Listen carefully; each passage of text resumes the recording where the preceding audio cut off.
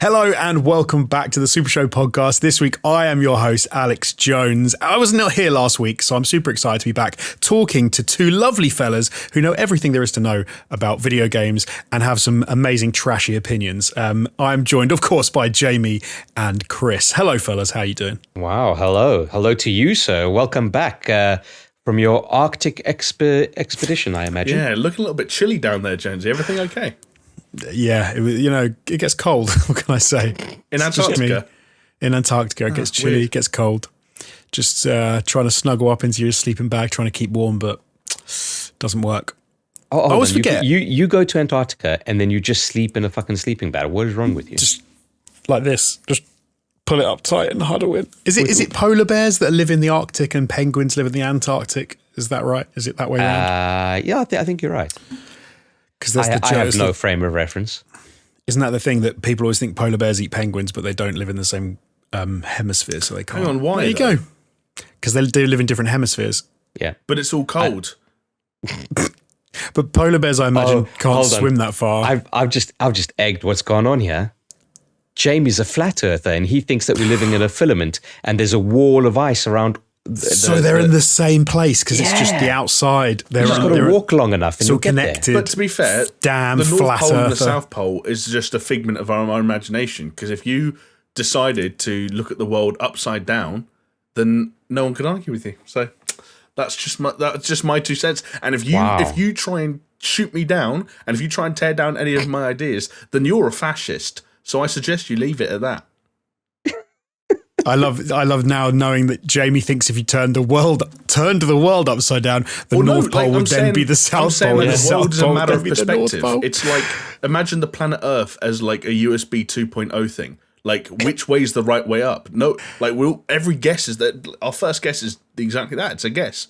So surely it's not a guess. If there's a seam at the bottom of the USB, then that's the bottom. Oh. Yeah, but now ignore the USB. Oh, yeah. Fucking exposed you. Stop trying to distract me with hypocrite USB that you are. talks, and let's bring it back to the here and now. I'm talking about planet Earth.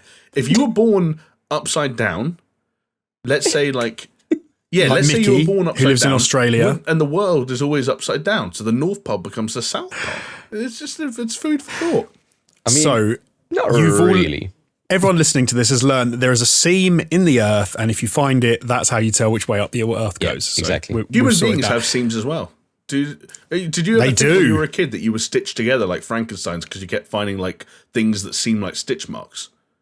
The women don't have a seam in the same way guys do, though. On our gooch, you mean? I mean, exactly. Yeah, but they do have a seam. It just ripped. No, it's the opposite. I heard it all. They don't have a. Imagine two pieces of fabric seamed together and rip it apart. No, but they just showing a little bit of developmental, interesting biology. In case people out there didn't know, everyone in the womb starts with a vagina, and if you're a boy, it seals up, which is why you end up with a seam down there. So if you're a woman and you want to have a little look at a bloke's seam, just ask him if you can pop his trousers down. I'll take you on better, Jonesy. It's the reason why men have nipples, Greg. Can you milk me? That's not true. It is. When you're in the room, I never had one. I never had one. I know for fact. What, you've never had nipples, Greg? No, I never had what Jonesy said I had. I'm not going to say that word. But I never had one. It's not a proper one. I'll show you the ultrasounds, bro. I've had a dong. I've been fucking slinging dong since embryotic phase. Mate, Jamie not a real one. Magnum dong. Just a pseudo one. I've been on a Sigma grind set from the second I was conceived. Okay, a Sigma, yeah. This is how you can tell a Sigma male is they have no seam. That's how you tell. It's real Sigmas were born with dongs and gills. Yeah, what? Not born with. Oh God. Yeah. I'm so sorry, everyone, for this pitiful job of hosting I've done, where I've let it already get to this Jonesy, point. Can I save you? Okay. Yes, because you can get penguins in Cape Town, and Cape Town is very close to the Antarctic. So, which is where you've been holidaying, and that's why your video is blue. I'm blue, but I'm not because I fixed it in post, but none of you can see that. But anyway, we digress. Thank you so much for joining us. We are a gaming podcast. You can catch us in lovely video on YouTube over, what I was going to say at not All Time Gaming. I was going to say SuperShow, but we're not All Time Gaming or SuperShow, so I just confused myself. But we're on YouTube, so check us out. Wait, we are SuperShow. Are we SuperShow on YouTube? I thought we were like some random list of letters and numbers. Yeah, we're SuperShow. Oh, you mean if you want to get the exact URL? The URL thing. You know, when you can't type in. No, I know. Is SuperShow Pod or SuperShow? Yeah. Are we actually that? Oh, okay. I didn't know if that was still a thing on YouTube. Anyway, you can catch us on Twitter at SuperShow. If you would like to at SuperShow Pod, if you would like to contact us or send us a little message on there. Chris is going to double check about what we are on YouTube because I'm not too sure. It is if you type in youtube.com/SuperShow, it is a Russian channel with 6 subscribers and 3 videos. That's why I thought. But if you type in SuperShow Pod. Oh, it is SuperShow. Okay, I'm sorry. Do you remember the episode where we found out that there was a person called SuperShow on OnlyFans? Yes. Can we? No, but let's stop. Let me just do this bit and then you can talk about OnlyFans, all right? So thank you for checking, Chris. It actually does say in the doc, but I was double checking because I wasn't too sure. We're at SuperShow Pod on YouTube and Twitter, but we're also available on podcasting platform. What? It's just a naked man and he's based in London. Oh, no. He's based in London. Stop. We are also just looking on at tasteful podcasting. black and white images of hot men. We're also on podcasting platforms, some of the best, like Spotify, iTunes, Google Podcasts, but wherever you get your podcasts. So check us out on there. We're also on paisleyradio.com every Thursday at 10 p.m. and we repeat on Mondays, so you can catch us twice. So even if you miss it, you can catch it again. It is all good. And now, even with Jamie trying to sabotage our intro, Jamie's just going down the naked manhole. What's a himbo? A himbo? Himbo. This guy's pronouns are he, himbo.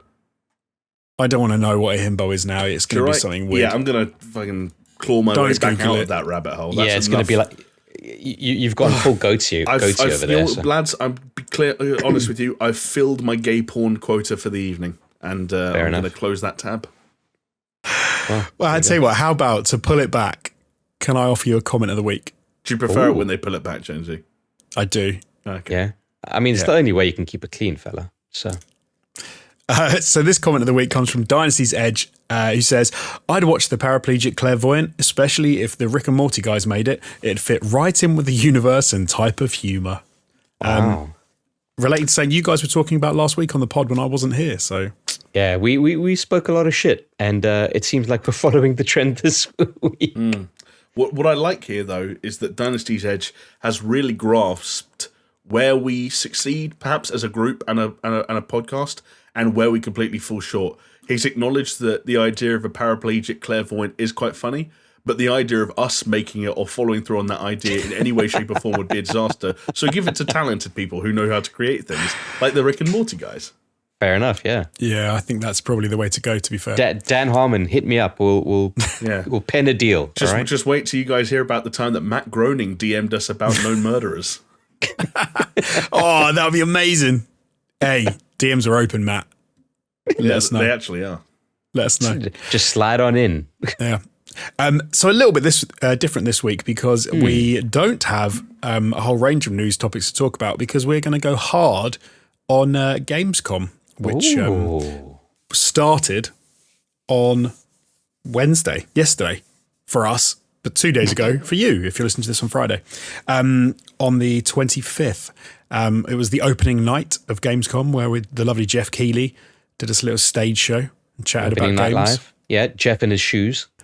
And his burgundy jacket. Bless Jeff. I love Jeff. I'm not going to say anything disparaging at all about his outfit. At all. Anyway, so we're going to talk about that. But first of all, we do have to mention some awesome, fantastic, wonderful individuals. There, of course, are Patreons over at patreon.com/SuperShow who support us and keep us making this absolute train crash of a podcast every week, week in, week out. It's getting worse and worse, doesn't it? It's like... I think it's more... Yeah. I'm here this week and I was gone completely off the rails, so I think it's probably my fault. There you go. See, I feel like we're in our element. Like this is us. We had a guest last week. We had to be in our best behaviour. Now we're just slipping back into our usual rhythm. Hold on, best behaviour. We're talking about paraplegic clairvoyance and duck rape. There was some really bad stuff last week. That's not even the worst of it. So actually, I withdraw that statement, and no one listened to last week's episode if you haven't already. Well, luckily, no one did. But if you're a fan of the Just Interesting, is it Just Interesting? It's Just interesting. I always want to say quite interesting, but it's just interesting, isn't it? Oh, that's Jonesy's competitor that he's cooking up. That's why he wasn't here last week. He was recording some quite interesting. No, good friend to the show, Martin Ruffle from Just Interesting, was here filling the third chair. So thank you very much to him. So let's quickly cover our Patreons because I didn't even get a chance to read them out yet because I was once again not doing it right. I wasn't even interrupted. It was me that interrupted myself. The Patreons, you can see some on screen right now, but I would like to mention some others. There are Aaron Cameron, Athletic Gravy. By the way, guys, I've changed my mind. The Mandalorian has the best writing and the Darksaber is the best looking part. Jesper Camdo Nielsen, Javella Cujo, Leo Murga, Lonnie Thompson, Magic Grits, Mindful Pig, Nathan Pears, Pastors Guild, Scary Omens, Starfall Kid, Zach Cream, and the big dogs. They are Shellshock, Doppler, Hacksaw McReed, Manuel Bandersnatch is a game, Guerrero, Peaswad, and the Dude Abides. Thank you all so much for supporting the channel, for being there for us and supporting us and letting us make this content for you every week. Also, some extra content, which is on our Patreon, and we've recently uploaded some vlogs that we did on another channel that so rudely was interrupted.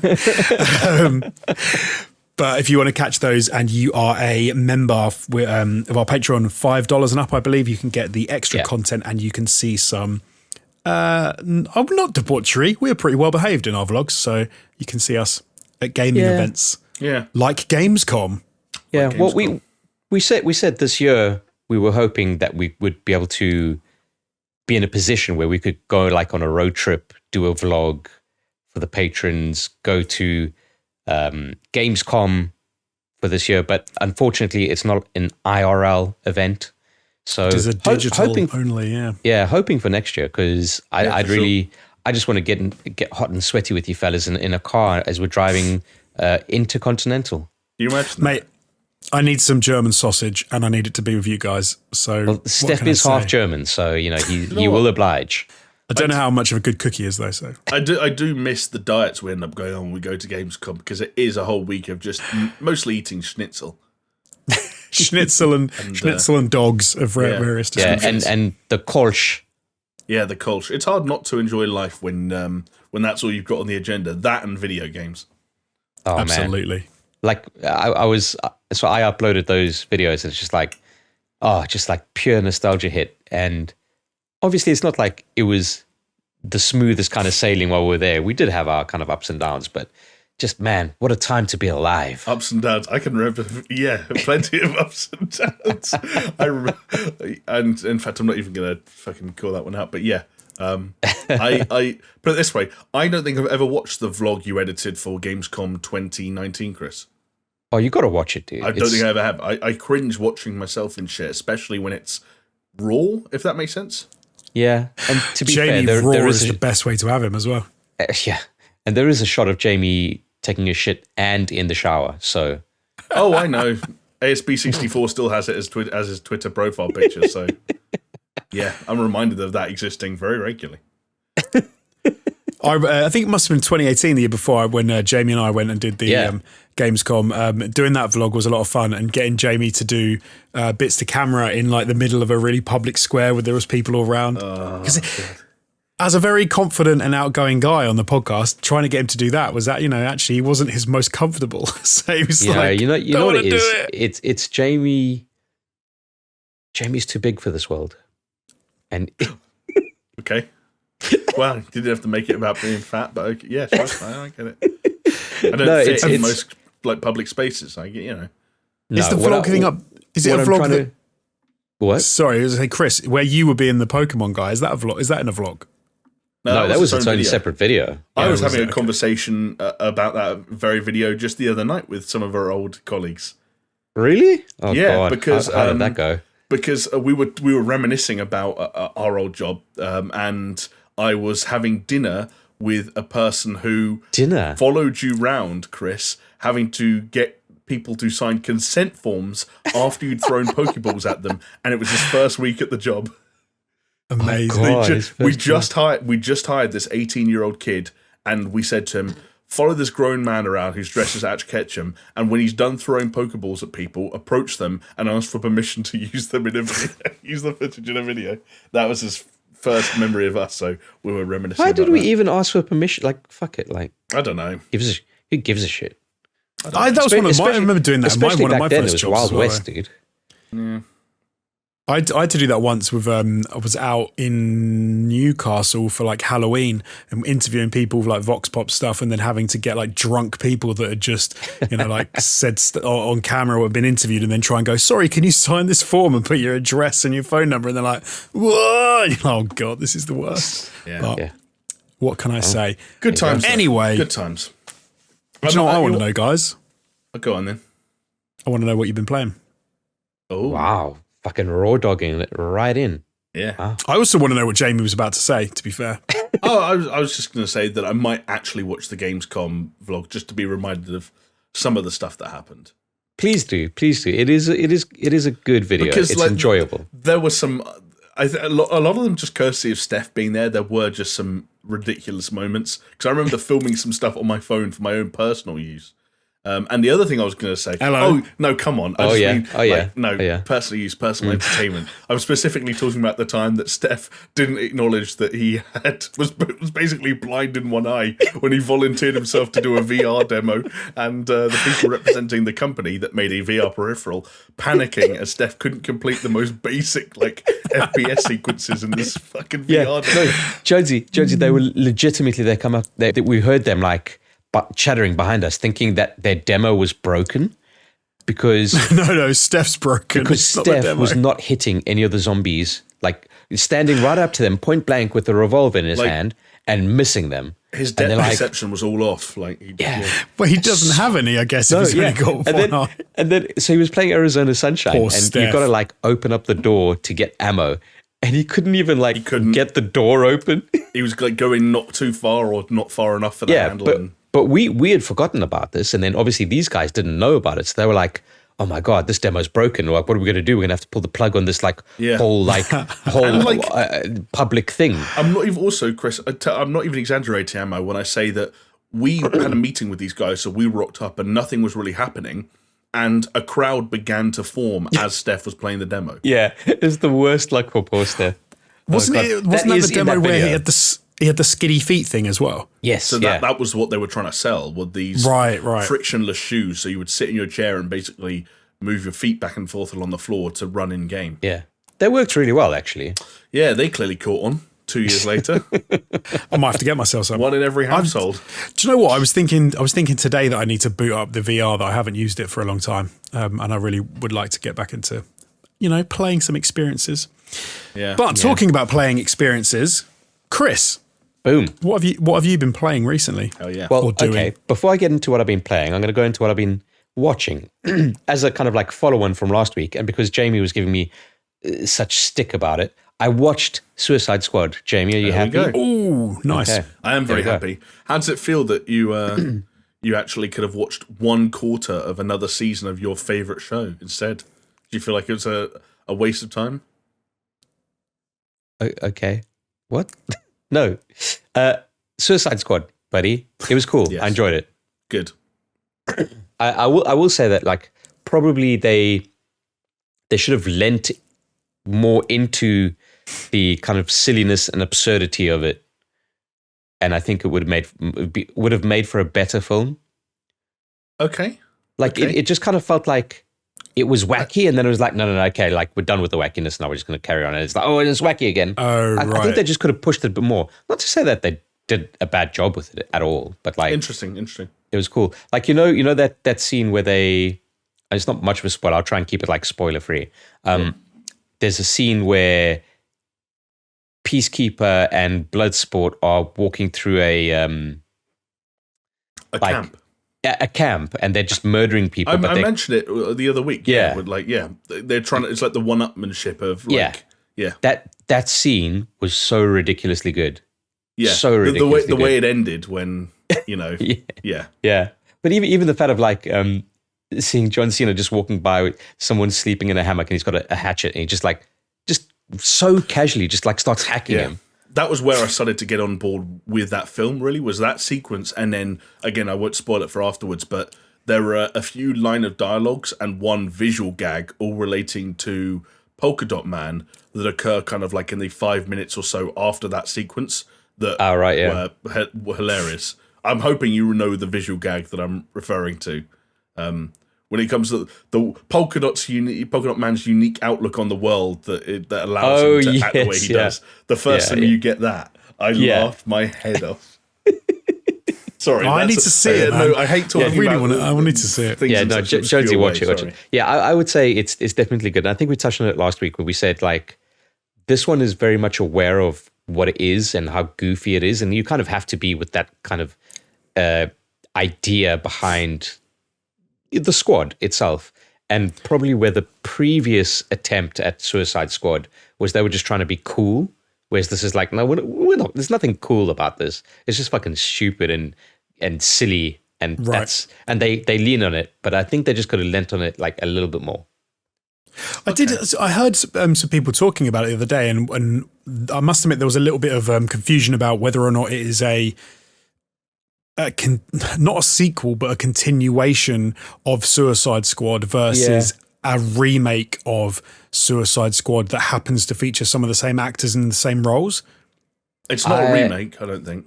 No, it's not a remake. Not a remake, but like a reboot, I suppose. Well, I think one thing I mentioned, some same characters. One thing I mentioned when I brought it up a few weeks ago, and Chris, I don't know if you picked up the same note as me, but it seemed at the beginning that Harley Quinn and Captain Boomerang seemed to acknowledge one another as though they had worked together before. 100%, right, okay, 100%, yeah. So it's more like they just don't talk about the events of the previous movie. But that's exactly how I read into it. Like Suicide Squad exists in the Suicide Squad, and they just don't want to talk about it. Yeah. Also, it's worth noting that, again, without spoilers, this film does a much better job than the other Suicide Squad did of setting up in that film, they called themselves the Suicide Squad because basically they're going on suicide missions where you're almost more likely to die than survive. And they're a squad. And then like one person dies at the beginning to like be like, oh shit, people can die. And then like they're kind of like a squad for the rest of the film, more or less, with a few exceptions. This film is much better at being like, no, they're called the Suicide Squad because people fucking die. Like lots of people die. And I think once they didn't really have the balls in maybe the original version of Whereas do this that. film absolutely has the balls to be like, oh, here's this person, they're dead, which kind of much better helps this premise of like, these people aren't going to get that attached to each other or become friends, and you're not going to reminisce about, oh, where's Deadshot? Like, it doesn't matter. Like, he's probably dead. Right. Yeah. Although, interestingly, I believe someone did say at some point in time that that's why Idris Elba did not play Deadshot, is because if Will Smith wants to come back, he can, basically, is what I heard. Yeah. Right. They should bring him back and like kill him off immediately. Oh, like, what? So They just killed off Will Smith immediately. Be like, yeah. Like the way they lean into that suicide aspect of Suicide Squad, it's really good. Really, really good. Just watch it, Jonesy. Just highly recommend it. I would say that much. Yeah. No, some good stuff. There's some very good stuff. Yeah, okay. Then, surprisingly, I continued my hot streak of playing more games than I usually do. Nice. That don't include Dota or Apex. I tried out 12 minutes. Indeed. So, which is the top-down... top-down Annapurna interactive, narrative-led time loop. Yes, it's. Jamie spoke about it briefly last week. You only did like 2 hours or so, right? I think it was an hour in last week, and maybe 2 actually. Yeah. So I did about 2 hours, and I just could not gel with it. I'll be honest. First of all, there's a level of jank to the title where the movement does not feel smooth. Like you're issuing commands, point and click style, but it's just like collisions all over the place, and there's like, it just felt jankier than I was expecting. Right. But then also, like, I don't know, the whole idea of it effectively, it's like a roguelike whereby you fail, but you learn more and you continue and blah, blah, blah, blah, blah.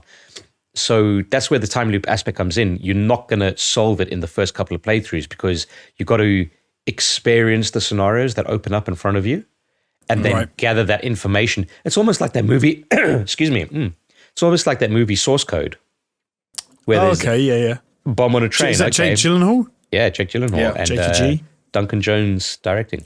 So it's almost like that where as you go through each loop, you start to understand other things and you can like, oh, there's a watch hidden in a vent that you need to find. And okay, where's the vent or whatever it is, blah, blah, blah, blah, blah. Is it like a murder mystery type deal with that? You're trying to figure out. Yeah.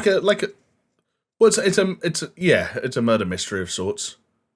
Actually, technically it is basically a murder mystery. It is a murder mystery, yeah. A murder mystery that's sprung on because you're essentially being detained on the basis of a murder that your wife doesn't believe she committed.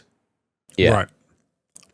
But then what became... It's definitely an interesting... Like, from what I've seen of it and what I've heard, it's one of those things that sort of grabs you and looks interesting, sounds interesting. It's on Game Pass as well, so it's one of those that I wanted to play, but it's interesting to get your guys' takes on it, because like I said, I haven't played much of it, or any of it, sorry, at all. I think you're spot on. It's very much an intriguing concept, and I think if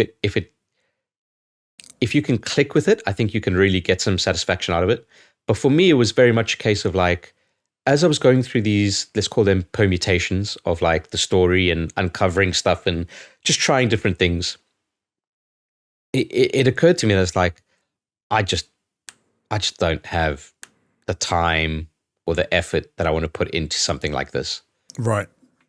But you put 2 hours in. Have you done like 8 run throughs or whatever? Is it literally 12-minute clock every time and then it resets, or is it? So, yeah, sometimes it's less. Because there are ways that you can kind of like forward time. The first time that I started, I just ignored everything, and that's probably where I went down. Like a tip that I would say is, if you're starting the game, maybe just do the stuff the game wants you to do in the first playthrough at the very least. I'm surprised you didn't. I didn't. I went straight into the bed and I slept until the guy knocked on the door. Okay, bro, you're a rogue.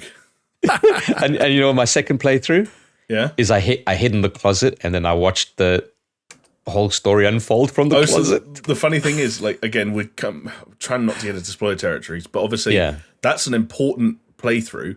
And so here's an interesting thing. You said something earlier that made me raise my eyebrows because I thought it was a spoiler. But the issue is, what I'm now learning is you did it inside the first 24 minutes of the game. Yeah. I did it about 3 hours into the game. Really? Oh my, seriously? Took me a long time to say, we've already said it. I'm just going to hide in the closet and watch as though I never arrived. Yeah. Took me a long time. So now Chris knows what happened. So now you know what happened. No, because also I'm in it. No, I've completed the game. But I'm saying, okay. Yeah. I'm like, Chris's character knew what happened almost straight away. Yeah. Well, I'll let Chris finish his thoughts, but then like that kind of ties it. What you're getting onto there, Jonesy, ties into some of the problems. But yeah. So for me, it was like, okay, there's a lot of kind of like branches here that you could do within this 12 minutes. Like it sounds quite like simple. You think when they first announced the game, I was like, a 12-minute loop, that's like pathetic. How much gameplay are they going to cram into this? But actually playing it, and maybe I'm wrong because Jamie, you're telling me you finished it, you know, I started going through what I thought was like a normal playthrough, but maybe it's not. Maybe it's like I was just a little bit too gung-ho into it. But I saw what I was doing as the start of a gameplay, and I was like, if I've got like another 4 hours of having to deal with this, like I'm out. And that's the conclusion I came to.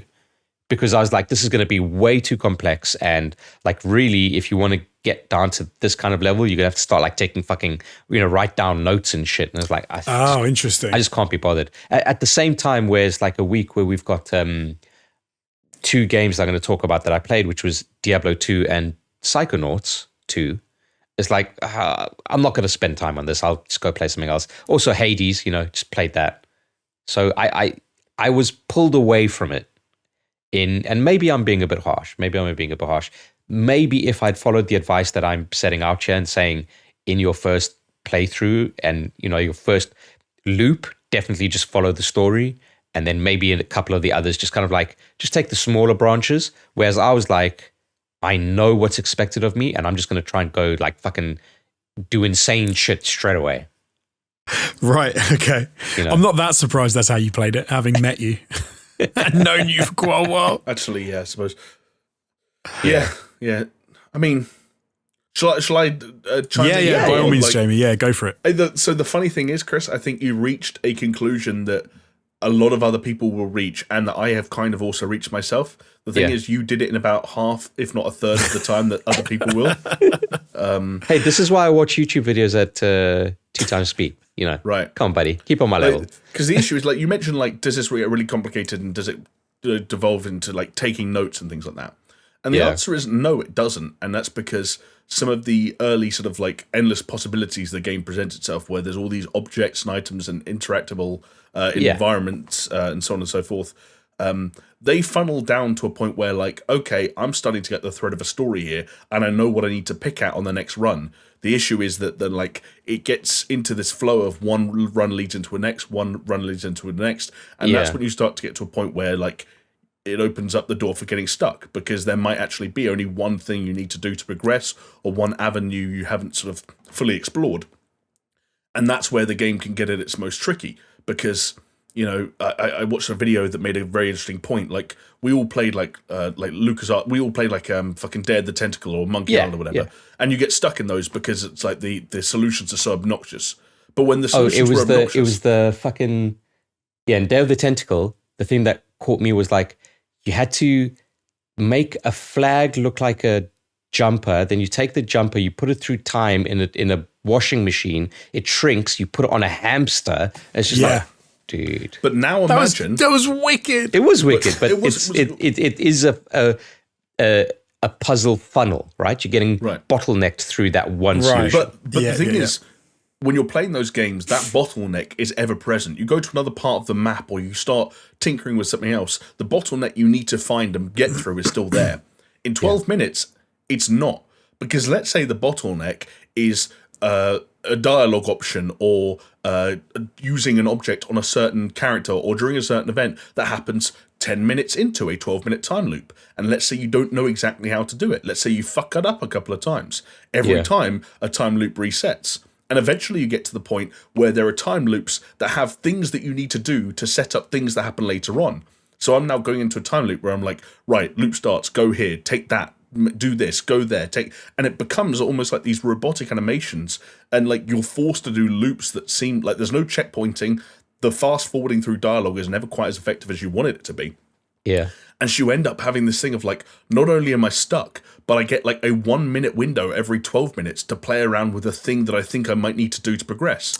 Right. And then you don't know if you were on the right track, so you might have to do it again. Or yeah, exactly. And then you think to yourself, I don't think I could be bothered to go through another 10 minutes to have a 2-minute window to complete this task. And then like that's where I was coming up against. I watched a video review, for example, like, this isn't a spoiler, but there's a table set at the beginning of the game that has fake candles on it. And I watched a video review, and in the video review, they were picking up the fake candles and doing weird stuff with them. And I was like, oh shit, I never use the fake candles in anything. So then it's like, I spent a whole run like picking these things up and thinking like, oh, is there some shit where if I do this with that and this, and it's like, the answer was like, spoiler alert, the fake candles are fucking nothing to do with that game. Unsurprisingly, the fake candles are worthless. But like, you still have this thing of like, okay, I've now got to backtrack and like, have I created a bottleneck that I need to push through, or do I need to pull away from the bottleneck and go find a different path? Yeah, so it's like a psychological bottleneck, because it's not bottleneck might not exist, but you think you're so narrowly focused on some solution and cracking something that you think there's nothing else to do. And the reason you can't be sure, Chris, is exactly what you were mentioning earlier, when it's like, you said it's like a roguelike because you need to go on runs for your character to learn new information. Yeah. And that's the key differentiator, is your character needs to learn new information, not you. Because when you play something like, do you remember Her Story, where you would watch the video files? And the famous thing with that game is that there's no end credits, there's no ending of the game. It's finished, quote unquote, when you're satisfied, because you, the player, are learning things, and you know when you've learned the truth. Yeah. It doesn't matter what you know in 12 minutes, because the protagonist needs to know, because you need to be able to use that information as a dialogue choice, or to inform things, like to be able to have specific conversations with specific characters. And I mentioned this last week when we were talking to Martin. Very frustrating getting out of step, or feeling at least like you're out of step with a character when you know things that they can't articulate, or you want to do something. And lots of people have mentioned, I'll say this because I've heard this twice, being in a conversation where you have an object of importance in your inventory that is being talked about in this conversation, and you're trying to present it to be like, I'm holding the thing you're talking about, but that's not where the game wants you to do it, so you can't. Yeah, that's really when games sort of get that misstep is really frustrating. I know I've said it before in a different context, but LA Noire was a game that I had that with, where and it was frustrating when the game didn't want to let you do the thing, because you're like, I know this thing happened, and it's like, but you can't say that because you're not the game, and that can get really annoying when you. And like, were you longing for the bottleneck? Did it leave you longing for games where it does funnel you down to that decision, and you just have to click the right thing? I don't really know what I wanted. I think that because the thing I want is an obnoxious thing to say about a video game, which is that I want it to be smarter. Right. Like, to be fair, it is a smart video game. It's an incredibly smart video game. But the thing is, like, the smarter it is, the more you expect of it. It's like inviting the guy with the highest IQ in the office to a pub quiz, and he doesn't know any of the answers. Like, it's not that he's not smart, but like, you're here because you're smart and you're not helping me. It's interesting because having we talked about a few weeks ago, like I finished Disco Elysium, and one of the things that I found out after I'd finished that game, and I think, Jamie, we talked about it, and then I went away and like watched some videos and watched some other playthroughs of people playing Disco Elysium. That was a game that made me think it was much smarter than it really was, because I thought there were loads of possible ways of an ending or getting to a conclusion, and it turned out there weren't. There was like almost one way through with a few slight deviations in your outcome, but actually the end act was the end act, and it played out the same, with a little bit of difference here and there. But if a game can make you feel like it's smart and it's not, that's fine. But when a game makes you feel like it's dumb and you want it to be smarter, that's, I think, where it goes wrong. No, Chris is right. It's not that it's dumb. It's not dumb, but it can't keep up with the kind of the intrigue it presents. Right. There's a great saying, right, where, and it was from some fucking comedy. I can't remember what it was, but it was like, that guy's mind is writing checks that his body can't cash. Right. Yeah. And it's a similar kind of thing with this. It's like it is smart, and it's making these like statements that it is smarter, but it's still confined to an indie game which has its limitations. Yeah, for sure. And I'll also say, just to put sort of like wrap up my thoughts, that I think it's the most important conversations are the ones we're having, which are about sort of like mechanics and game design and so on and so forth.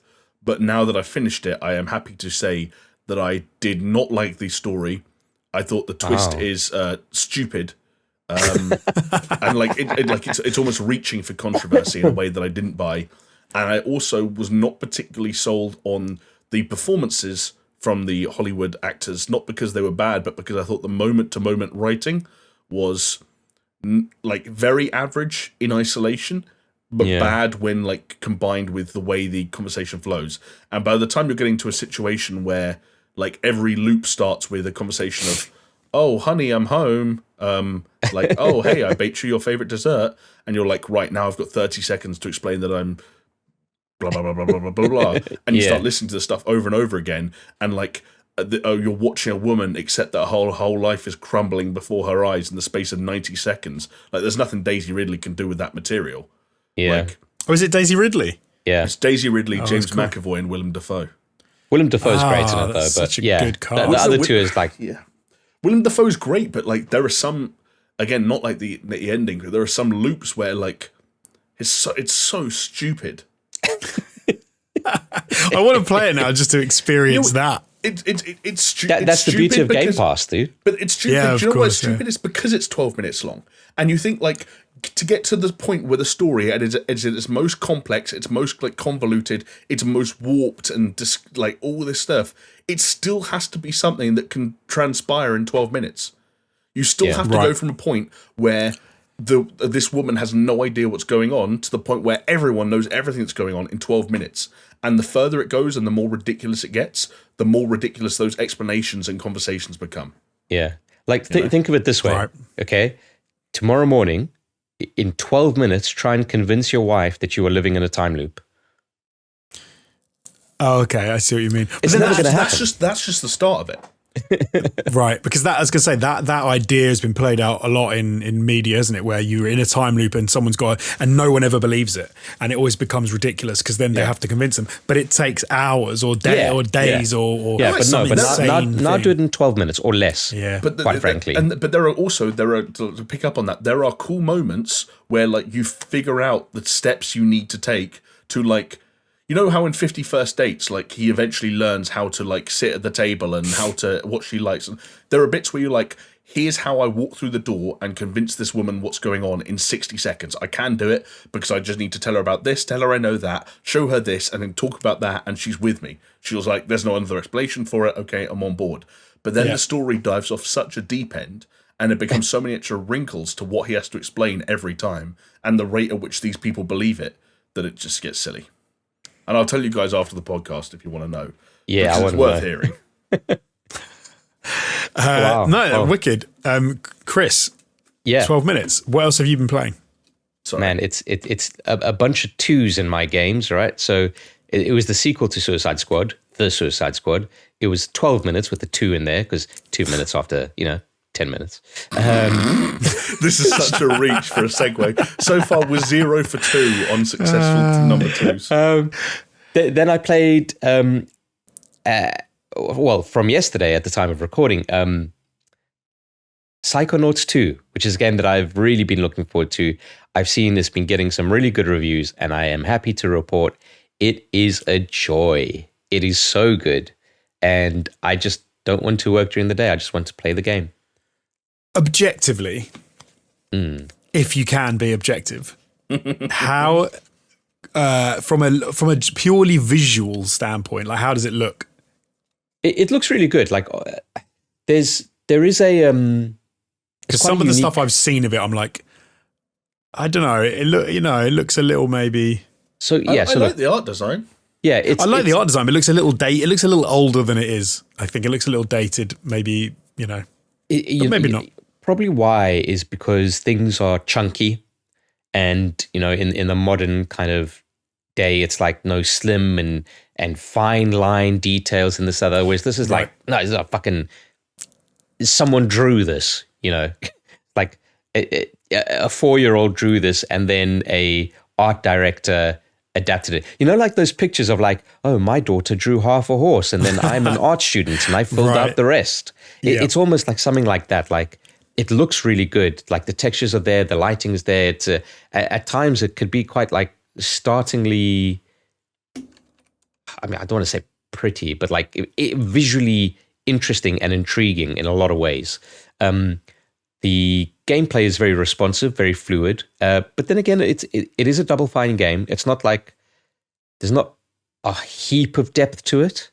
It's not like, let's say, when you're at the latter levels of God of War, training up all your combos, like where the depth of that system seems like fucking limitless. But it's got some really cool things going for it. It's got like, some usual RPG trappings of like, oh, collect these collectibles and you can gain a rank, and then you can upgrade your telekinesis power and this, that, the other. But the real star of this game is the writing and the story and the humor. It is so good. It is so spot on. And it's just such an enjoyable, clever. So, we talk about 12 minutes, like it is a clever game, but you feel like it should be clever. This is a clever game where as you play it, it's like, fuck, that's so clever. Like it's subversively, it is so fucking clever what they're doing. And I can't gush about it enough. Like I just want to play more and more and more because it's just so fucking great. That's really good, man. I'm always happy when someone has a love for like an original of something is then really happy with a sequel, because it sucks when even more when something comes out and it's a letdown. So that's really good to hear. Interesting. That leads me on to my next and final. God, I'm going to get crucified for this one, I think. I don't know where this is going. Diablo 2 Resurrected. One of my all-time games, Diablo 2. Sunk more hours in it than I care to imagine. Almost failed high school because of an obsession I had with it. Needless to say, I know that game backwards, right? And its expansion. So I was amped to kind of get my hands onto this beta. As I mentioned last week, I did watch the streams and I got the early access key and I loaded it up and I just missed the time frame to actually play the game. I did play the game now where it had the open beta. And I'm very conflicted about it, fellas. Okay. Very conflicted about it. Me too. It's going to be an interesting conversation. It's a good remaster, and they shouldn't have made it. Okay, interesting. Yeah, I think you and me are going to agree on lots of this. Okay. There's first of all, I can't believe how like fucking rose tinted glasses I had in terms of those graphics and what I thought they used to look like and what they actually look like now. But that's always the case. That's always going to be the case. What is interesting as an exercise when you play this kind of game and you go back to the old style, because you can toggle like new footage and old like graphics with like a keystroke. And it's amazing to think how much my memory has filled in the gaps of what that game actually looks like. It's amazing, right? So there's a bit of interest over there. But yeah, just like the game feels clunky. I see, yeah. There's a lot of kind of like gameplay systems in there that obviously were there when the hardware limitations were there, or that were just not thought out properly. Some examples: running, stamina. You know what? It is fucking the year of our Lord 2021. Let's not have a fucking depletable stamina running bar for a game where, guess what? You just need to run. Right? Number one. Number two, keys. Keys to unlock chests. I don't know why I forgot that this was a thing in Diablo 2. Okay? But if you're gonna keep the keys for the sake, it's a bad system. Let's just put that out there. Okay? You come across a chest and it's locked and you need to have a key. And if you don't have a key, you can't open up the chest. Okay? I get like the RPG trappings of it, but like, let's just fucking streamline shit. We don't need that anymore. But even if you did want it, all right, even if you did want it in your game for nostalgia's sake, don't have us keep keys in our inventory. Just make another fucking separate slot. What is the point of remastering a game if you can't do these small quality of life changes? Right. So effectively, like, you need the green key to open the green chest, but it takes up a slot in your inventory. No, it's one type of key, but they don't stack. Right. They don't stack. Right.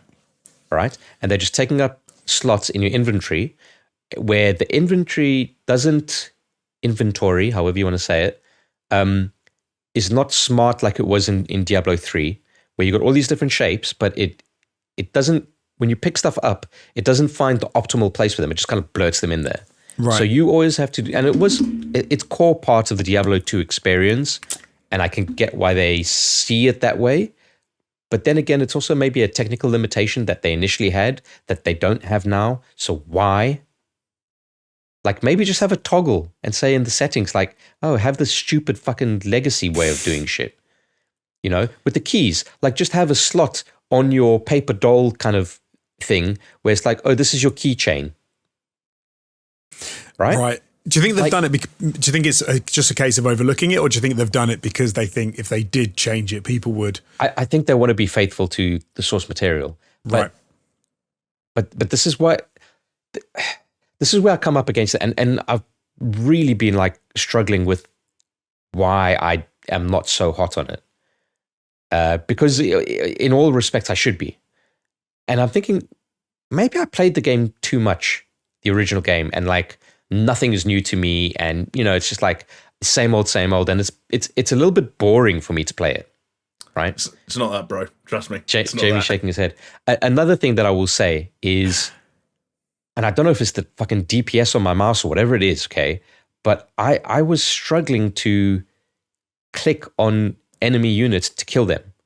And then I realized, like, oh my God, in Diablo 3, you hover over something and it gets an outline. In this one, it doesn't happen. And yet, in my mind, in Diablo 2, that was always there, but it obviously was never there. Yeah. It's just this interesting kind of I felt like thing. It was a coin toss whether I was actually going to take a swipe at someone. Right? Yeah, totally. And I'm not talking about like to the point where I actually considered playing on controller because I was like, if I hit a button, I know what's going to happen. Oh, right, yeah. Right. Yeah. I could genuinely consider swapping. Yeah. I just think that, like,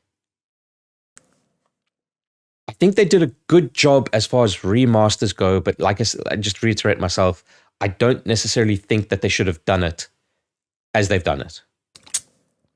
I don't know what else to say. Was I expecting a remake? I mean, not really, but I just But I mean, I suppose when you get down the route of like changing systems and changing how things work, you're getting more and more toward remake territory, aren't you? Like it only takes what's the old thing about like how do you change the handle of the broom, you change the bristles, like how much of it, but when is it the same thing? So I suppose there's all it does get difficult with but I just think that like. I think I don't like remakes. I think I'm at the point now wherever I play a remake, I'm always let down. You don't mean? I think I kind of do. I like remakes. I don't like remasters. Let me get the other way around. Sorry, I don't like remasters because I'm like I don't want to play an old game that I have a fond memory of that actually isn't that good. I think, but you're kind of getting onto exactly what I was going to say to Chris, which is that like when we've played when we've played things like Mafia or Resident Evil 2 in the last couple of years, like we've been playing games where they've been able to take that source material and just go fucking hog wild with what they do with it. Yeah. But as soon as you say you're going to remaster something, not only are you saying you're basically presenting this idea to purchasers that like, hey, it's just lots of visual and cosmetic improvements and things like that, but fundamentally it's going to be the same game. But also with Diablo 2, you're taking something that's so sacred and beloved to so many people that they actually became so scared to do anything to it. They did, to the extent that, as Chris, you'll remember watching sort of like development blogs and stuff like that, Diablo 2 Resurrected is built on top of Diablo 2. That's why you can switch back and forth between the graphic modes. But that's why it feels so clunky, and they shouldn't have done that. No, but that's the issue, and this is the point. And this is what Jonesy was saying: is like all Diablo 2 Resurrected is shining a spotlight on and Chris, cover your ears if you need to. But Diablo 2 has aged very, very, very, very, very poorly in a way that, like, I'm just gonna not to I think that's maybe a bit harsh. I'll say it how it is. Do you know what? Because they both came out in the same year, so it's an interesting comparison. I think Diablo 2 has aged infinitely worse, for example, than Tony Hawk's Pro Skater. And that was evident in what we've seen in the last year. That's very different. They're different games, but and it's not Diablo 2's fault that that RPG, even like that style of RPG, has moved on so much. But like, I was playing Diablo 2 Resurrected and and just thought to myself, I should just play Diablo 3. Like, it's better in every way. Like, and Diablo 3 was not great. Right, I've got no nostalgia for this. Like, the onboarding is terrible.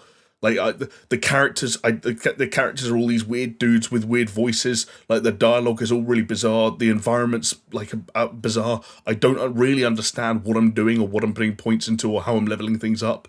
Like there's just nothing appealing about it at all as a complete newcomer. Nothing. You make an interesting comparison though, because when you talk about something like Pro Skater 2 was the same year. Well, I think Pro Skater was a similar time. Was the same year, or maybe 2 was the same year. I don't know.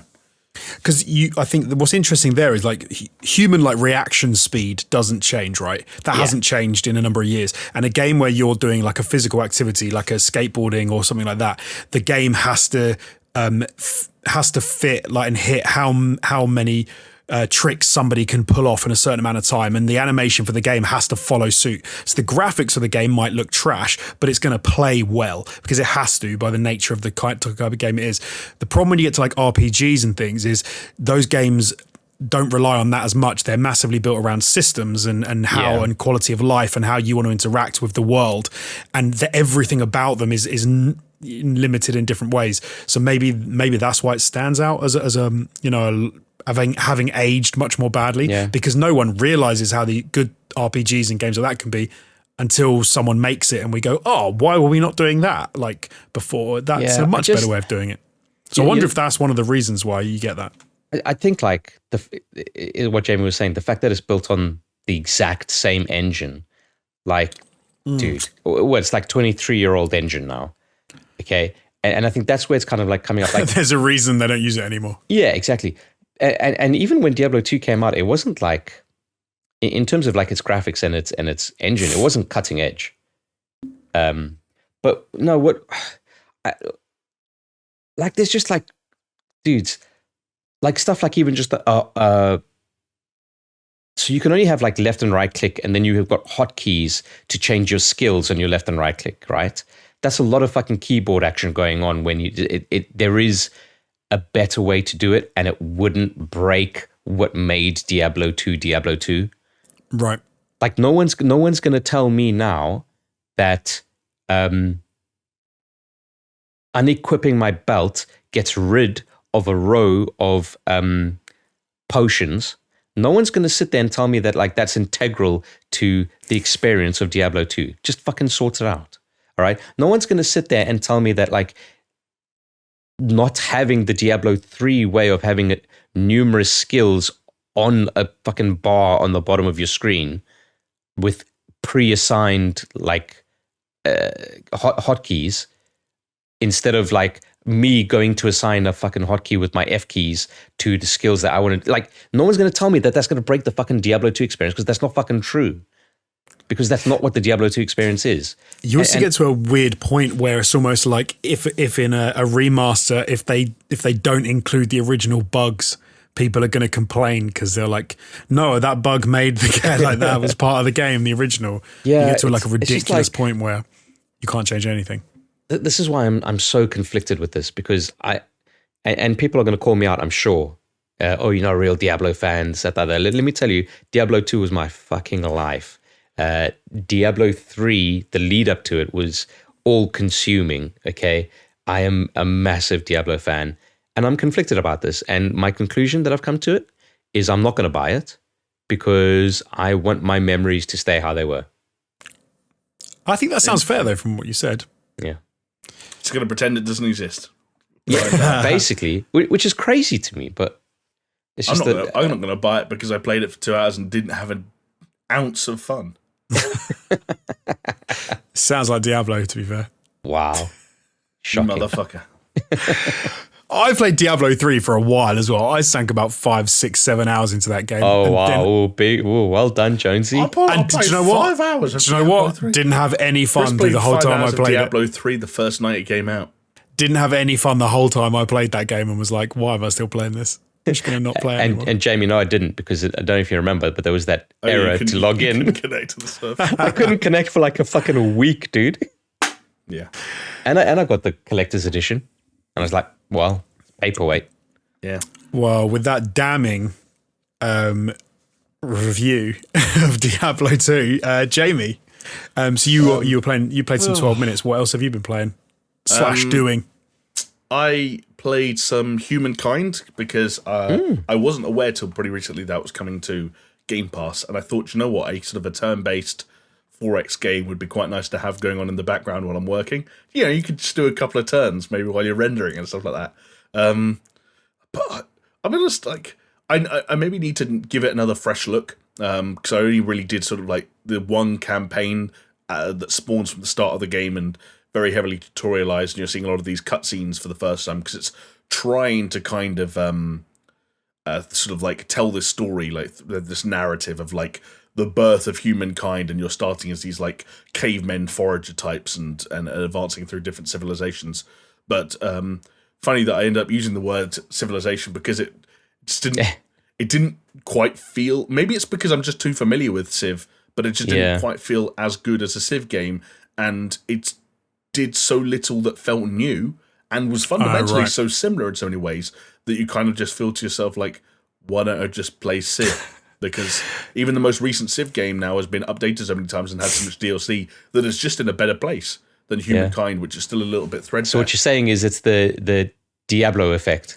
When you're playing Diablo 2 Resurrected, you're just like, well, might as well just play Diablo 3. Kinda. I think Humankind has some cool ideas, and there are some things that are different about it. People who perhaps more familiar with Civ games would be able to identify more of them than I did. But yeah, fundamentally, it was just like, oh, this is cool, but like, it's another one of these at a time where I didn't necessarily need one of those in my life. And so it's its place as the game I play between work sessions is already heavily at risk.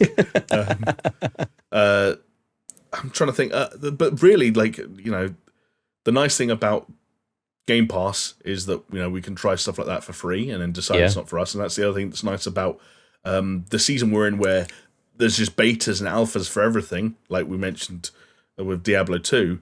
And I'm also grateful that a game that both Jonesy and I have played a fair amount of the last week, Riders Republic, also had a beta that's now open, in fact, at the time of recording, if anyone is intrigued by this. And I'm going to let I think it's to the 28th. It's till the 28th, right? I think it's only up until... So, you know, if you're listening by to the time this goes up... Yeah, it goes on into the weekend, right? So if you wake up on Saturday morning... Oh, right, okay. Yeah. Well, the 28th is Saturday, isn't it? So, by definition. You're right, I'm looking at the date and I'm thinking, that's because it's tomorrow now. That's what I did. It's past midnight. It is past midnight. Look, I'm going to let Jonesy do most of the talking, though, when it comes to Riders Republic, because one, he's played more of it than me, and two, he's more into it than me. I do think I should go first, though, to offer, and I know this is almost the wrong way around of doing it, offer some more contrarian ideas before Jonesy goes in and tells you it's going to be Game of the Year.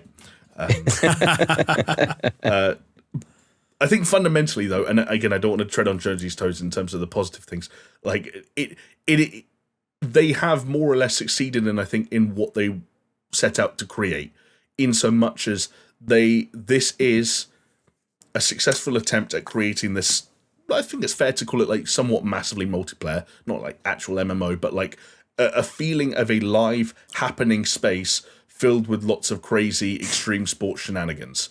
I think its social elements was sufficiently fine. Like, Jonesy and I played a little bit together, and I think some of the ideas they've got around, like, creating groups and, you know, how you can kind of go off and do your own thing or do things together and fast travel together and teleport to each other, all seem like pretty well baked for a game that's, you know, coming out next month or whatever it is, or 2 months' time. I can't even remember now. October 28th, is it? There you go. So still 2 months to go. All the kind of the larger multiplayer stuff and events, they seem good. And the fundamentals of playing the individual sports, some are stronger than others, but they all felt good. I think the fact that, you know, I think this is the same team that made Steep, and they've already got a pretty decent head start on, like, hey, funnily enough, snowboarding in Riders Republic and skiing in Riders Republic feel good. The cycling, which is new, feels good. And, like, to have a nice, big, high-budget 3D, like, downhill cycling game is fun, and to be able to do that against like fucking 63 other people at the same time is also fun. It has problems. I think visually it's gone for a little bit of scale or size over substance. Like, the minutiae sometimes get lost, and there is a slight sort of like overall kind of like haziness to the visuals, but at the same time it's able to get this thing across where you do get these big open areas and these large vistas and these quite impressive views where you're like, actually, the scope of what they've achieved is worth recognizing, even if the finer details are not quite there. And as most people would have expected, the sort of traditional Ubisoft approach to kind of work in story elements and cutscenes and characters is a little bit sort of like, it's got that forced wackiness that doesn't always work. But are you saying it's like a serious FPS meets a punk rock mosh pit? Chris, there's a lot of punk rock mosh pitting going on here, but you can ignore it. It kind of goes away quite quickly and doesn't really rear its head again. So, like, I guess what I'm saying, it kind of sets you off, doesn't it, on the journey, but then it kind of disappears again there. The other problems I had were like really kind of minor things. Like, I think their mechanics for getting you back on track when you fuck up during a race are pretty inelegant, but that's a difficult one to do in a multiplayer game. I appreciate that. I also think their control schemes, like, they don't have one that manages to create the best case scenario, but they do have multiple options for how you want to approach controls. And they've got lots of cool accessibility features for those who, like, if you don't like, I'm getting into too much of the finer details now, but like fundamentally, I think the important thing is they have largely succeeded in what they set out to achieve, and I did like have fun spawning at the top of a mountain and just riding down on a bike and doing flips and having Jonesy like fucking wingsuiting above my head and then teleporting to him, so all of a sudden I'm 300 feet in midair, and then switching to a set of skis that are actually broken bits of wood and I'm holding twigs, and then doing 50 backflips and breaking my legs when I land. Like, there's fun to be had with this game. But Jonesy's played much more of it than me. Does it scratch the SSX tricky itch? Not quite. But then weirdly enough, the snow racing portion of the quote-unquote career is locked in the beta. You can do the snow tricks career, but there are no snow racing events. There are snow racing portions of multi-sport events. It's confusing. I'd say don't go to this if you want a new SSX game. No. Go to this if you like some of these individual sports, or better yet, like the idea of all of them mixed together, or if you're one of the people that thought Steep looked cool but it needed more content and more personality, things like that. That's what this is there for. I don't know if it's a £60 game for me day one, but I had a good time. Now you see, you got to buy the Ubisoft Games Pass thing that they've got going. Are they still doing that? I think so. I think it's only on PC that it's like mental though, where you can like pay one monthly fee and just get everything. I don't know if that exists on PS5, for example. Right, yeah. But yeah, I think although really like Jonesy, I'm curious to know because Jonesy, as I say, he's played much more of it than me. So can I just very quickly before we move that on, I just want to take you back to Diablo 2. Did you have anything positive to say about it? I think the visuals, like in terms of the like what they can do under the remit of a remaster and how you can build on top of a game that's technically running in the background, were quite impressive.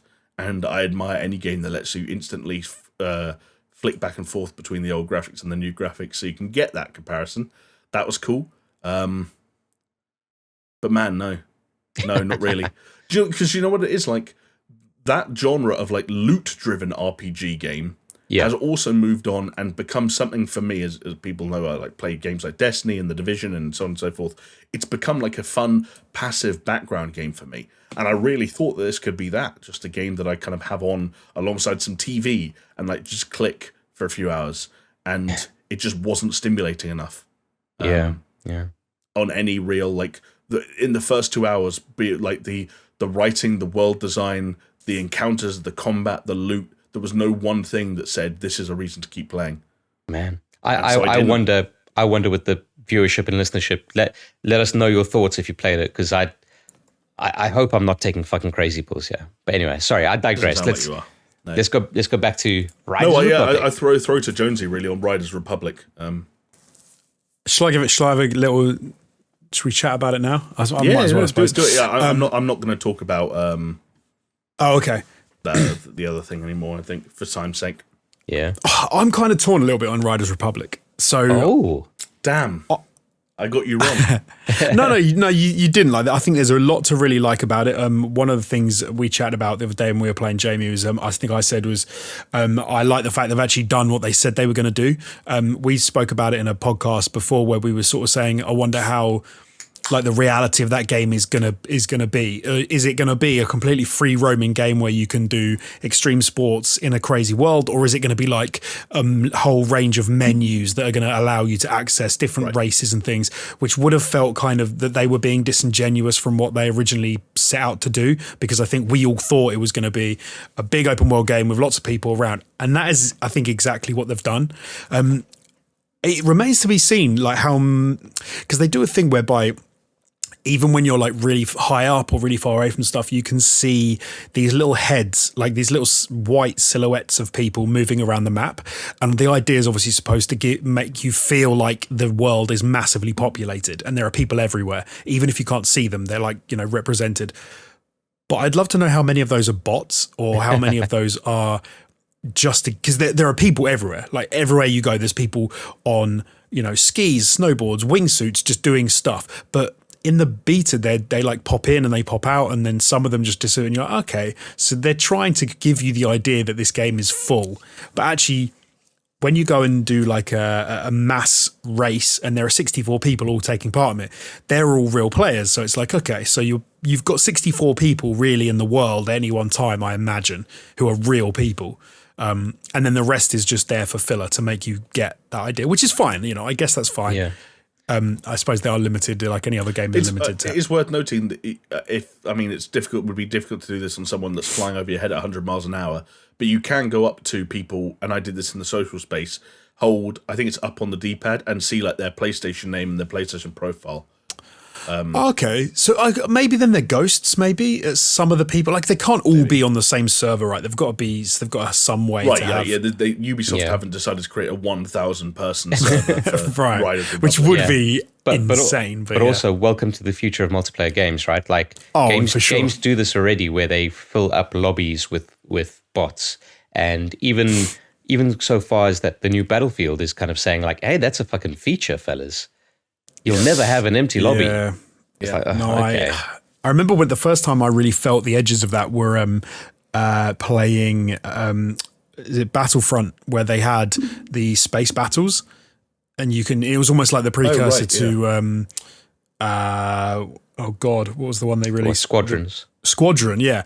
And it was like mostly bots, and you would take out a load of people and be like, oh, I'm doing wicked here, I'm taking out loads of people. And the end of the game, it's like, oh, I did 75% bot kills, like 25% You said that like it's a bad thing. I always loved that in Titanfall. I hate it. I hated that. Like Titanfall was a game that made you put AI into the game that made you feel like you were always killing something. And Titanfall seemed to do it better though. I don't know what. Titanfall seemed to delineate between the two in a better way for me. It still had the same thing where you'd finish a game and be like, oh, I got 2 pilot kills. Right. No, I know. I get what you mean. But I don't know. Titanfall seemed to be a lot more explicit with this guy's a bot because he was an idiot who just stood there going, and you shot him. But anyway, I like digressing a bit. But no, Riders Republic, I think, is a fantastic game. It is massive. The map is massive. And it feels like they've actually made that map. It doesn't feel generated. Like it feels like they've sculpted the whole thing. It's genuinely beautiful in some places. It's stunning the way that they've combined a whole load of different, snowy places and rocky places and downhill tracks. Like I loved all of that. The sports stuff feels a little too arcadey. You don't quite get to grips with any of the sports individually. They do feel like they're trying to make everything feel good, which means that any individual thing doesn't feel as good as it could. But I suppose that's going to be the nature of the beast, right? Yeah. So as Jamie said, more Forza Horizon than Forza is what you're saying.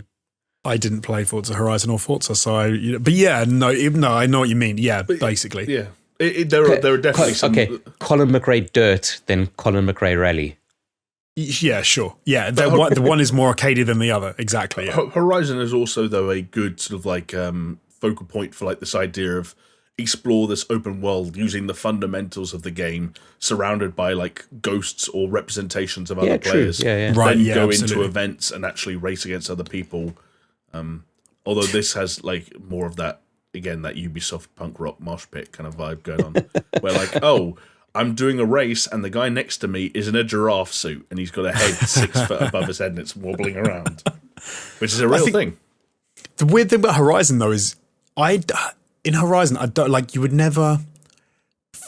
think I would ever go be driving around that world and just go onto a road and then like race myself and go, oh, I'm going to see how fast I can take these bends and get to that point. Like it's never like you'd go and do a race, right? So is this your way of saying you obey the road laws when you play Forza Horizon? No, but I would never like. It never feels like part of the world is to challenge yourself. You always you drive to an area and then do a race, right? Whereas in Riders Republic, you can just be on a snowboard, get to the top of a hill, which you can see has an entire tricks course down it with grind rails and jumps and stuff. And you can go down it, do a load of jumps to whatever, and it gives you your points, like, and it will rack up points and it will say you're doing this. And there's something quite like about that. It makes it feel more, I don't know. There's something about the world though that makes Forza Horizon does have a few more of those systems than I think you're giving it credit for. No, mate, I've played like not much. There is a kind of a score and a kind of a reputation system and like doing things like high speeds and near misses and drifting and crashing through objects. And then there's open world things like there are speed checks where you have to go past speed cameras at certain speeds and like jumps and yeah. like shit like, and stunts and shit like that. No, like I said, I'm not that effective with Forza, but I don't know. I love it, and I love all of that. I love all that world stuff, and doing the races is really cool, and the game feels really good.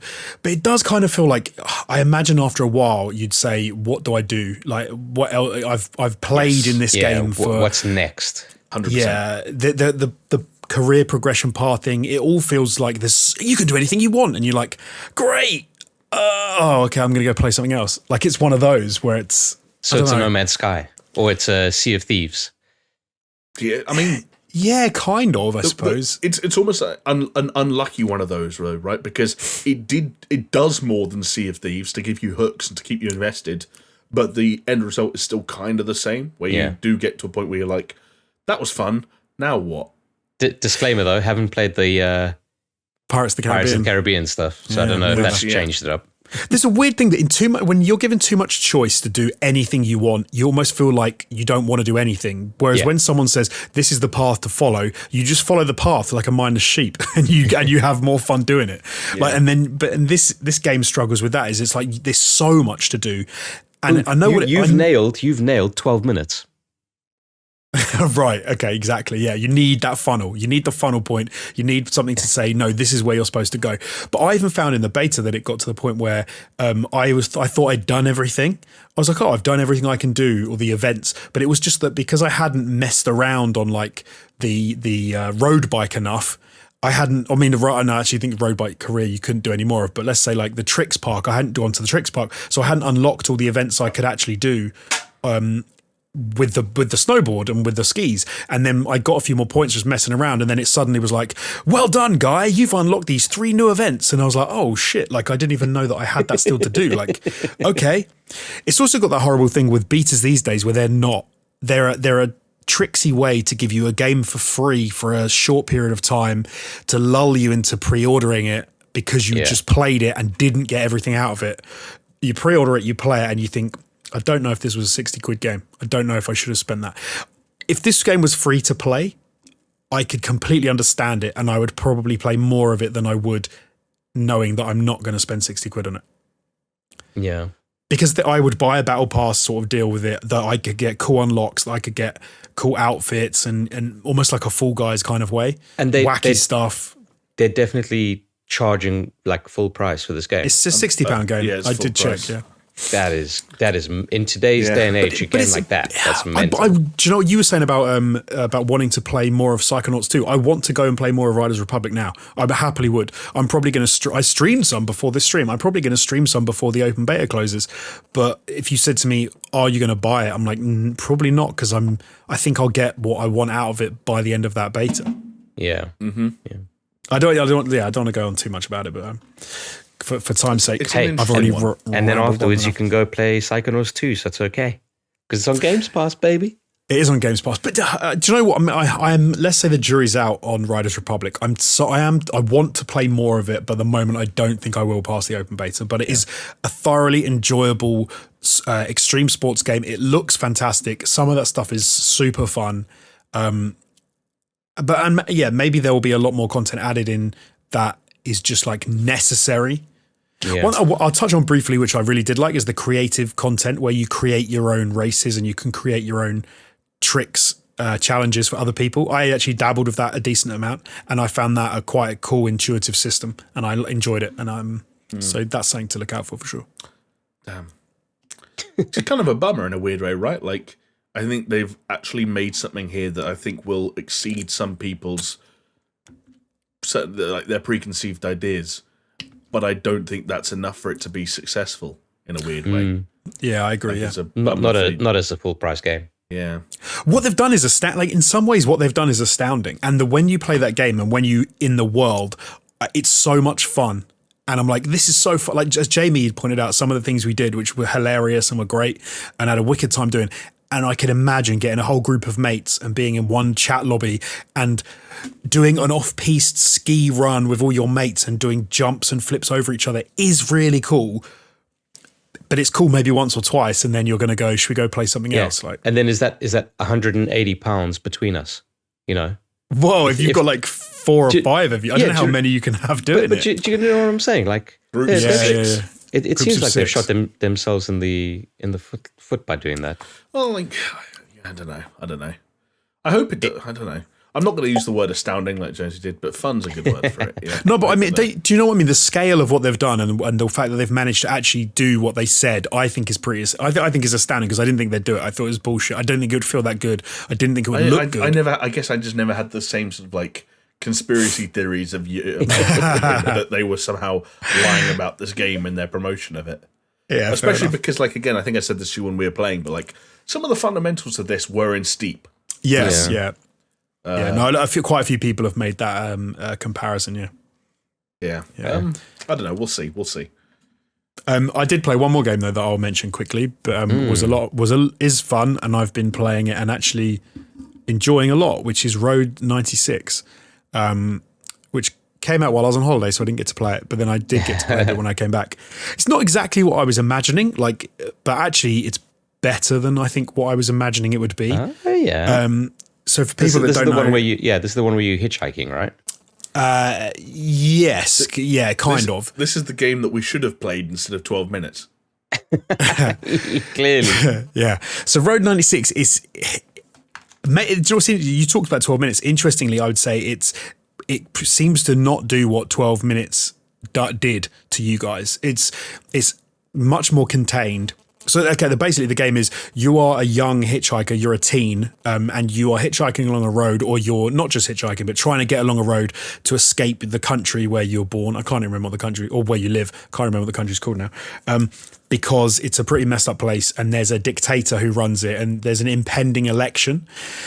When I originally saw the stuff for this game, I was thinking it was much more of a linear narrative, whereby with some procedural stuff that happens to you, like who you meet and how you meet them. I just thought the difference would be when you meet the people, how you interact, and that would be procedural. But actually what happens is you play the game. It's more like a roguelike. You have multiple runs through the game as different teenagers. So you're like a no-name teenager. Let's say you're 1,500 miles from the border. And I've now crossed the border like 4 or 5 times as different people. But you interact with the same characters. I think it's like 8 of them. And you develop their stories and you learn more about them. So every time you play through, you, opposite to 12 minutes again, you as a person learn more about them. Yeah. And the game does as well. Like you have a little counter which says, you know this much about them, but you meet them in different situations, scenarios, your run-ins with them kind of pan out differently, and you can decide to play, do you want to escape the country? Do you want to try and help your country change? Do you like a person? Do you not like a person? And they do quite a good job of going like, this person seems nice and friendly, and then you meet them again as someone else, and they're actually a scumbag who's into like fascism and all sorts of whatever. Like it's quite fun. But yeah, I think it's like, I can't remember how much it is. It's not a full price game. It's quite I think the total experience is going to be relatively short. Yeah. Where did you play it, on Steam? Yeah, on Steam. It's not like it's not like a full price game. I think it's an easy. I think it was, I want to say it was like 25 quid or 30 quid. Maybe it was less than that. I could be wrong. I can't remember. I'm guessing total was probably like 10 hours, maybe 10 to 12 hours to see the whole story through. But again, like I don't know. But yeah, it kind of has this hub world thing whereby you travel between one location to another. You have an interaction, little hub world, and then you choose how to leave. So you can leave by hitchhiking, you can get a taxi, you can get a bus, or you can walk. But if you get the bus, you'll meet the people who drive the bus, and then you'll develop more of their story. And if you hitchhike, you meet other people. There's a weird thing of a taxi driver who's like trying to kill someone, but you don't necessarily get that taxi driver. But if you do, he's a dodgy guy who's trying to like do. So there's a few stories intertwined, and you're trying to find out what's going on. And there's some political stuff in there as well. There's like, are you for voting? Are you for anarchy? Are you for supporting this tyrant? Like, it's cool. It's cool. Interesting. Sounds like 12 minutes to me. I'll be probably staying away. It's kind of lazy, but Firewatch is an obvious comparison in feel, not in message, but in story, but in feel for sure. Like the visuals and stuff made me think a bit of Firewatch. That's okay. Oh, just what I see. Okay, never mind. Like how you walk and how you move, Right, it feels I see, a bit I like see. Firewatch. I thought you meant like slightly deeper comparisons, and I got interested. But No, not really in that way. The story stuff is not as deep as Firewatch. It's more. there are no sad dads. No, it's more vignetted to the characters, and so each character, let's say, has if there's 8 of them, each character has an eighth of the story to tell, if you like. Whereas obviously Firewatch was all based around a big overarching story, I suppose, in the background. But cool. I'm enjoying it. I'm liking it so far. It gets the Alex Jones stamp of approval. I'd buy it. Hey, that's a callback.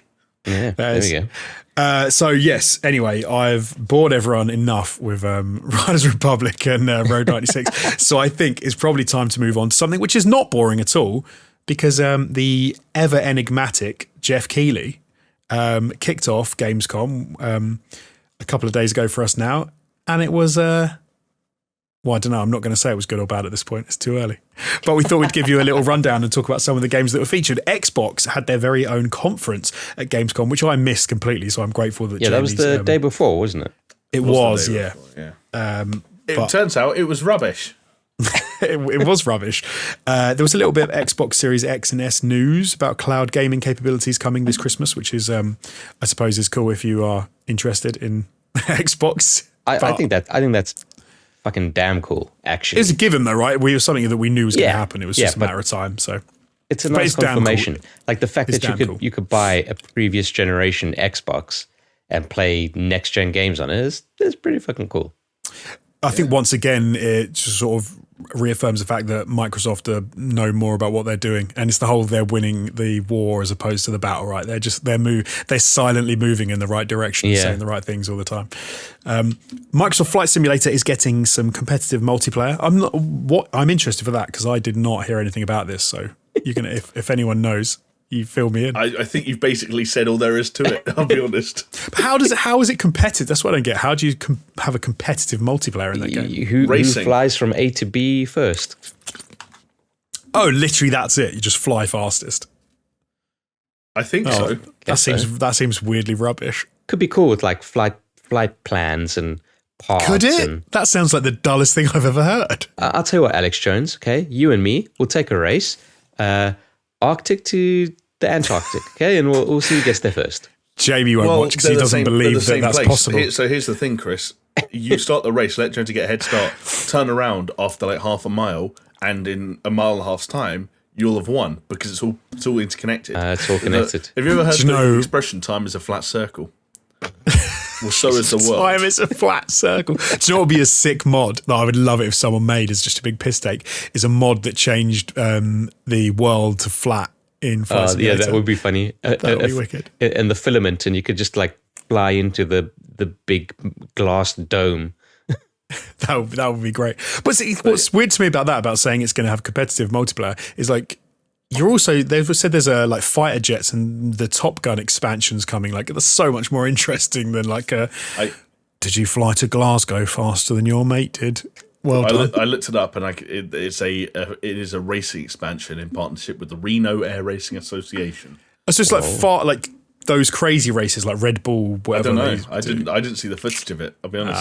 Okay. All I know is that they're also updating the world, and countries like Germany, Austria, and Switzerland are getting like lots of new aerial imagery and like high resolution buildings and stuff like that. So if you like flying over parts of Europe, you're in luck. If you want to go and see Cologne Cathedral and and pretend you're really at Gamescom, then you can do that. Literally, Cologne Cathedral's in the game now. Nice. That's cool, man. That's one thing I did love about playing that was it was almost like Google Earth, where you could fly around and look at cool stuff and like land near your house and be like, this is weird. I loved seeing those glitches where they had like these like 500-story buildings. Yes, like there would be one number wrong and it would just make like one square of ground like to the fucking sky because like one bit of the telemetry data was fucked up. I love shit like that. But yeah, there's some cool things.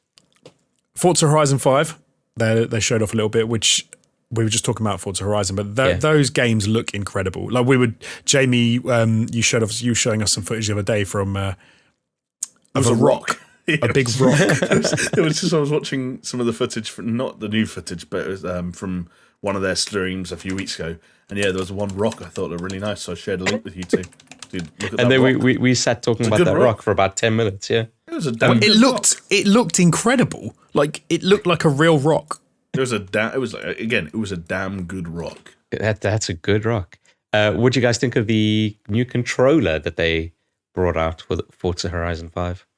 I just skipped it. I literally skipped over that bit. I thought it was a little bit too, you know what, Chris? It looked like it was a Ubisoft punk rock mosh pit joint, if I'm being honest. It did. I preferred the controller that we will get to later on in the news. Oh, as big what time. I'll say. Big time. It was just a little bit too, it was a little bit too like, but graffiti is cool. See, I didn't mind the so like is the world peace. I didn't mind the pink and blue kind of like cloud burst stuff on it. What I didn't like is putting it on a vomity yellow looking translucent cover. Yeah, I don't know. I thought the colors were actually okay. For me, it was more of just like, I don't know. It looked a little bit radical. Radical to the max. I'm struggling to articulate myself now, which is disappointing because, put it this way, my thoughts on that controller were similar to my thoughts on a trailer we'll get to in just a few minutes' time. Interesting. Very interesting. We mentioned Sea of Thieves before, but Sea of Thieves is getting a Borderlands-inspired ship set for free that you can earn if you want to play some Sea of Thieves. So both of the people Randy uh, Pitchford, you scamp. Can do that. But then no Halo Infinite at the Xbox. Oh, what a bit. bummer. Yeah. Well, that's the end of the episode, folks. No Halo Infinite, so thank you for listening. And to be fair, that could have been a catchphrase over the last year or so, couldn't it? No Halo Infinite. No Halo Infinite. Yeah, no Halo Infinite. But it did get a little bit more interesting as we went to the actual opening night live because, Jamie especially was psyched because one of his favourite little game series is getting a reboot. Isn't it, Jamie? It is. Saints Row's back. It's back, baby. This was like, I was ridiculously excited for this because I'm a huge, like, a day zero fucking Saints Row fan. And when I say day zero, I mean, I remember there was a demo, playing the demo for the original Saints Row on the Xbox 360, where you could freely roam around the open world, but it had like invisible walls in certain areas, and that there was a glitch that if you basically parked a car right alongside the invisible wall and got out in the right way, your character would get out of the car and go the other side of the invisible wall, and you could freely explore the open world of the first Saints Row. Nice.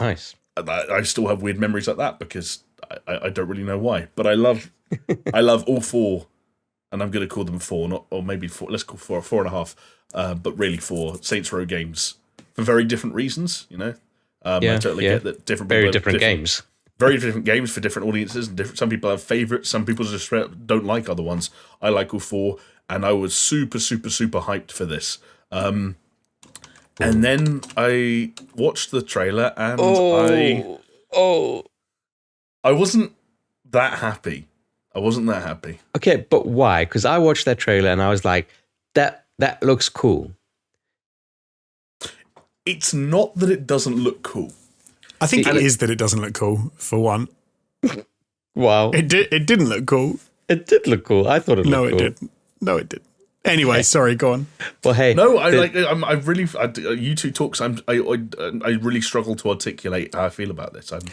Let me slag it off for a sec, and then you can, and then Chris, you can come back at me, and Jamie can as well. So, okay, I jokingly said to Jamie when I saw the trailer, and it was a joke, but then afterwards I was like, I think there was a weird underlying thing of, not of truth, but of like, there's a reason I made that joke, which is I said it's Saints Row gone woke. And the reason I said it was because there's a woman in the trailer. No. That's not what I was thinking at all. It was what it actually was, and this is why I'm saying it's not like woke wasn't the right word. I just said that to be funny. Is because it felt sanitized. Then I was trying to think about what it reminded me of, and it was the fact that it reminded me of a bit of. Have you seen Ralph Breaks the Internet? Yeah. Yeah. Okay. there's a bit in that where they go and steal a car, and him and Veronica, what's her name, steal a car. Veruca Salt. What's that? I can't remember her name. It's not Veronica Mars. Damn, I can't remember her name. That's such a good film as well. And they steal the car and they have to get out of the game, and then they're getting like chased by the cool kids who are like in their own cars, and they're trying to like, and they're doing like weird like spinning the car around and jumping through stuff, and she tries to like glitch out at the end, and they manage to stop them. Great movie. Go and watch it if you haven't seen it. And it just made me think of that. Like, it just looked like a sanitized version of Saints Row. There was no swearing in it until the very end. There was no firing of weapons. And I was like, are they even going to shoot anything? Like, they haven't smashed anyone in the face with a giant dildo. They haven't shot anyone up, like, in a weird way. They haven't done any crazy over-the-top stuff. It was almost like a weirdly... But it is... do you know what I mean? But it is the first trailer, though, right? Like... But you've got to make an impression. You got to, what you're saying, Chris, ties into my hope, and this is absolutely blind hope for this. This was a trailer created by an animation studio completely separate to Volition that were brought on to make a trailer. But what Jonesy's saying, 100% is right in my opinion. Interesting. Where so Saints Row was always this thing. Where it was always like it kind of like it was the kooky brother to GTA. Yeah. But the words that you come to mind when you talk about the Saints Row games, and this applies to all four of them in some way, it was never like edgy, because it was never concerned with being edgy. It never wanted to be cool. It was its own thing. It had its silly own and style, over the top. and it was silly. And like Jonesy mentioned, like there's a weapon that's like a 5-foot-long dildo. I remember I think it was in Saints Row 2, and this probably wouldn't fly nowadays, which is maybe why we're talking about this trailer the way we're saying it. If you went to your wardrobe and took all your clothes off, you'd unlock the ability to streak and to flash people on the street, and you just run around and be able to run up to women and show them your dick, and they would get scared and they would like cower away.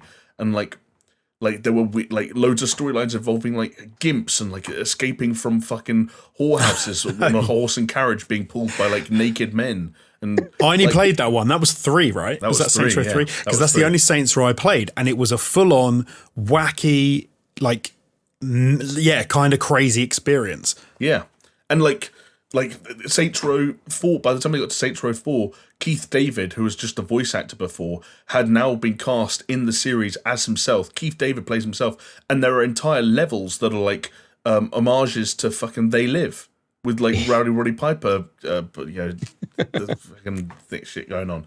And I get that they backed themselves into a corner. There was no runway left in some respects for Saints Row, because by the time the boss is the president of the United States of America, and he successfully fended off an alien invasion by going into a virtual reality that's ostensibly the Matrix, wherein the player can essentially become a superhero, for want of a better way of putting it.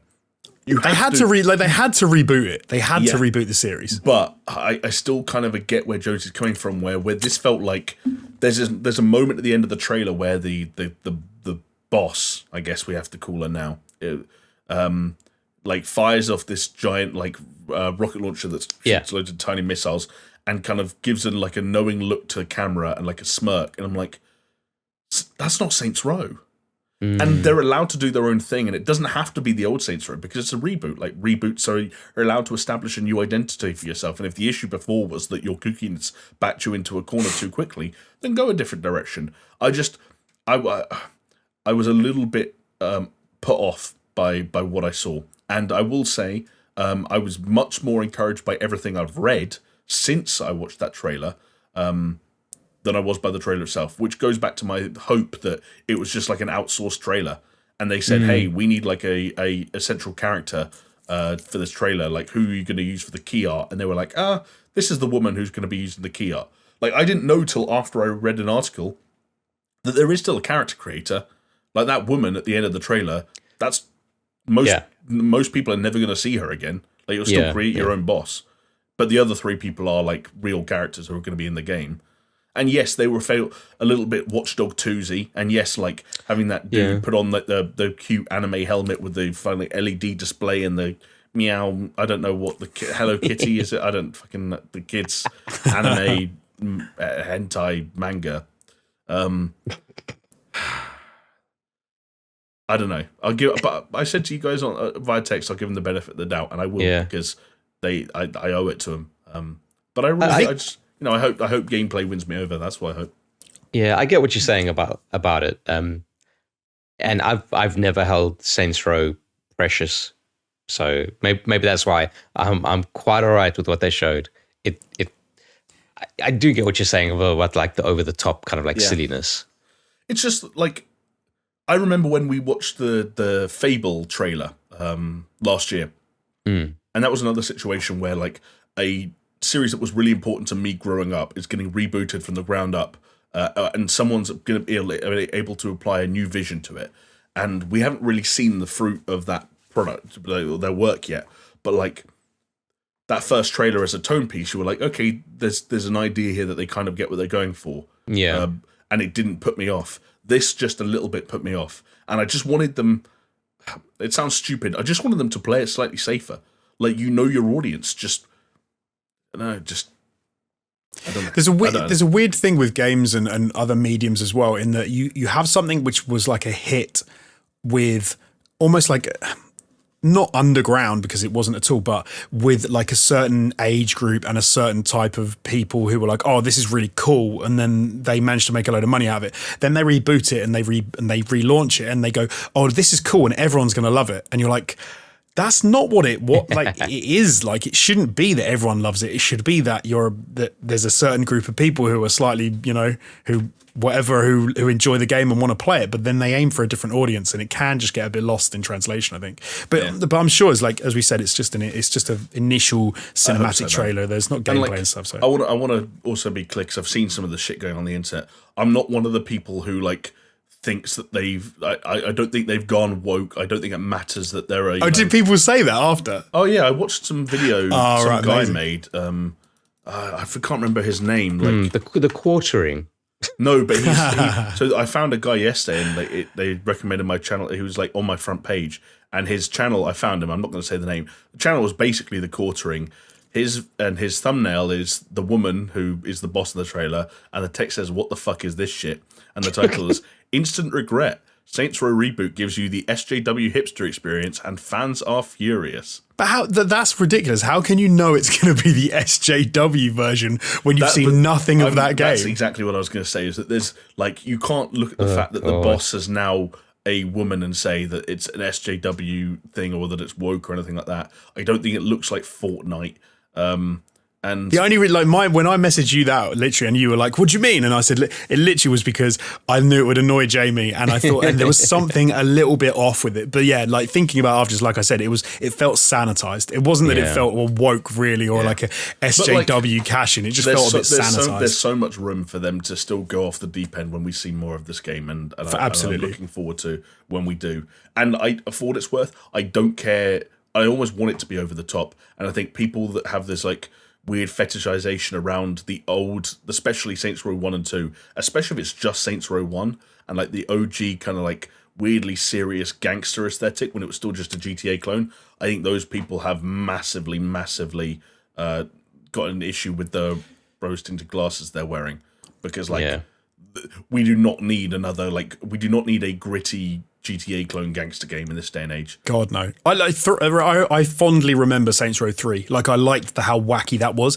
I didn't play 4, and I didn't play like the weird after thing where it was strange. Because, Saints Row 3 was where it found its identity. Let's say so many people have love for Saints Row 2 online nowadays. I kind of don't get it, because Saints Row 2 was like, outside of letting you do funny things in isolation, it really struggled in terms of what is its tone and personality. Yeah. What was the story of Saints Row 2?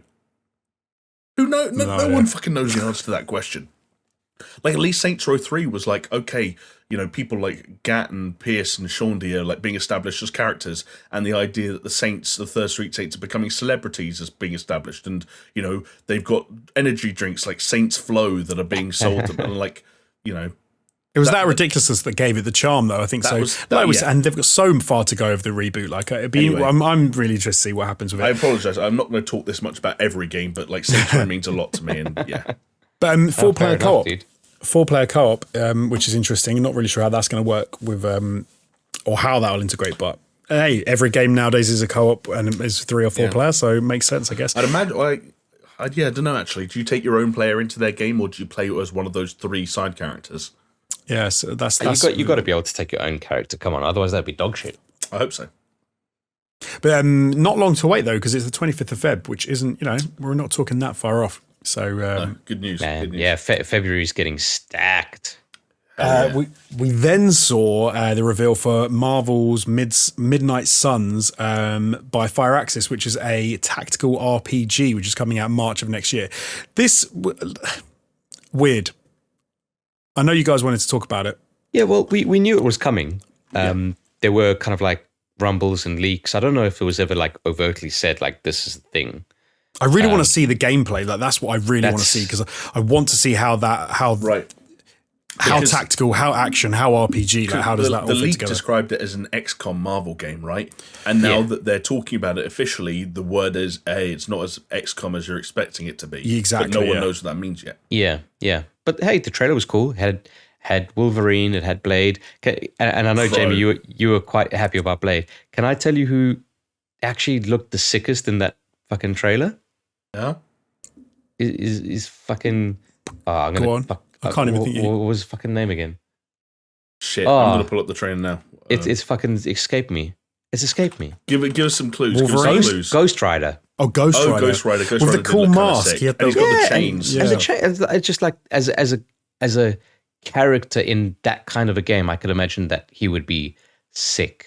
A lot of the fun. The setup was kind of weird with the whole like almost like, I don't even know, like medieval like stuff they were wearing, and they're all wearing these kind of like weirdly magical costumes and stuff. You noticed it a lot towards like the end shot where Wolverine's like walking out and his like suit is like has gold embossing and shit like that. It's like, what is this? I'm not enough of a Marvel nerd to know who that chick was that they awakened. I think that I might be getting this wrong, but I think the chick that they're awakening is someone they've made up for this game. Yeah, but the Midnight Suns comic arc is real, and it was one that was very like invested in the kind of like vampire-y style stuff. So the main bad person, I think they were saying, is Lilith. Lilith. Yeah. Lilith, and then straight from Diablo 4. And they've created with Marvel, they've created a brand new hero, which is it Hunter or Huntress or something like that? Hunter something? Can't remember. I don't know. They said, but you will then be able to, sculpt your hero and how their powers and stuff. I think so, which is super interesting. Like I don't know how they're going to how that will quite work, but yeah, I just like. It could be cool. I just thought Blade looked funny. Blade is one of those characters, and Chris, I think this actually does apply to Ghost Rider as well, where you're like, the second you see them on screen, you're like, how has all this shit become so big, and they haven't done something good with this character yet? Like, look at all this potential. And I know there's a Blade film on the way, and I think Mahershala Ali is inspired casting if he's not too old by the time they fucking make it. But yeah. Ghost Rider, Nick Cage nailed it. You don't need anything else. Yeah, Nick Cage did nail it. It was a good Nick Cage performance in a bad movie. Hey, Nick Cage is always good. I was torn on Vanguard, like Call of Duty Vanguard. Like it was one of those that I wanted to like it, but it felt like it hadn't progressed enough for me. It felt like looking at an older Call of Duty game. Yeah, you see, Jamie is not impressed. Yeah, I disagree with you as well on that one. Okay, no, cool. What was that basketball player called? Like Dikembe Mutombo or whatever. The guy who wags his finger. I don't know. Yeah, Dikembe Mutombo. I'm gonna give you the finger wag. There we go. Yeah, there's loads of new stuff in what they're doing there, Jonesy, though. No, I'm not saying there was nothing. I'm not saying there wasn't any new stuff. I'm saying you pretty much literally just said there's nothing new. No, it looked like an older Call of Duty game. Like the way it looked would look an older Call of Duty game. Sorry, and then the new elements, didn't look. I thought it looked like the Modern Warfare reboot, but just set in World War II. Which old Call of Duty game did it look like? Help me here. Help me help you. Oh God, I don't even know. What was the last World War II one they did? World War II. There you go. That one. It looked like that. It didn't look new. I think it looks so different, dude.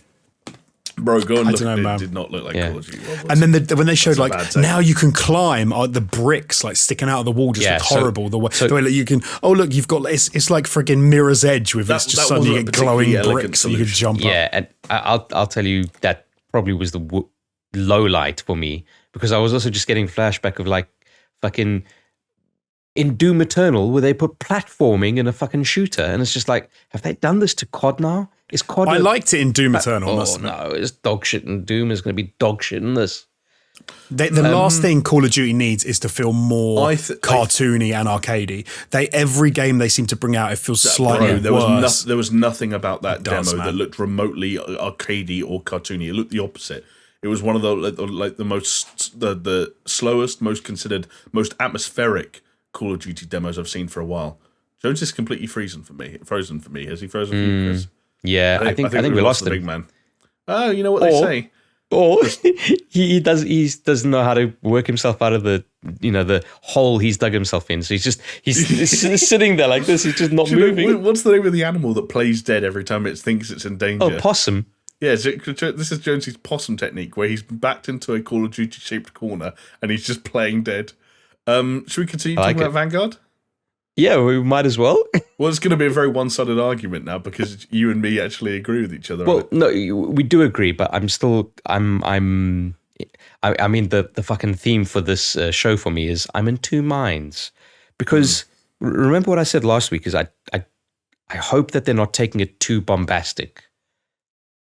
And yes. And what do they show in this is like you escape the house, you jump across the rooftops, you get into this other house, which all felt very linear to me. And then the house starts collapsing, and then I got like fucking and then I got flashbacks of Call of Duty Ghosts, the section where the fucking rods of Thor, whatever they're called, hit California, and you got to escape the fucking earthquake shit. And it's like, okay, and then you get like, I like the bomber stuff.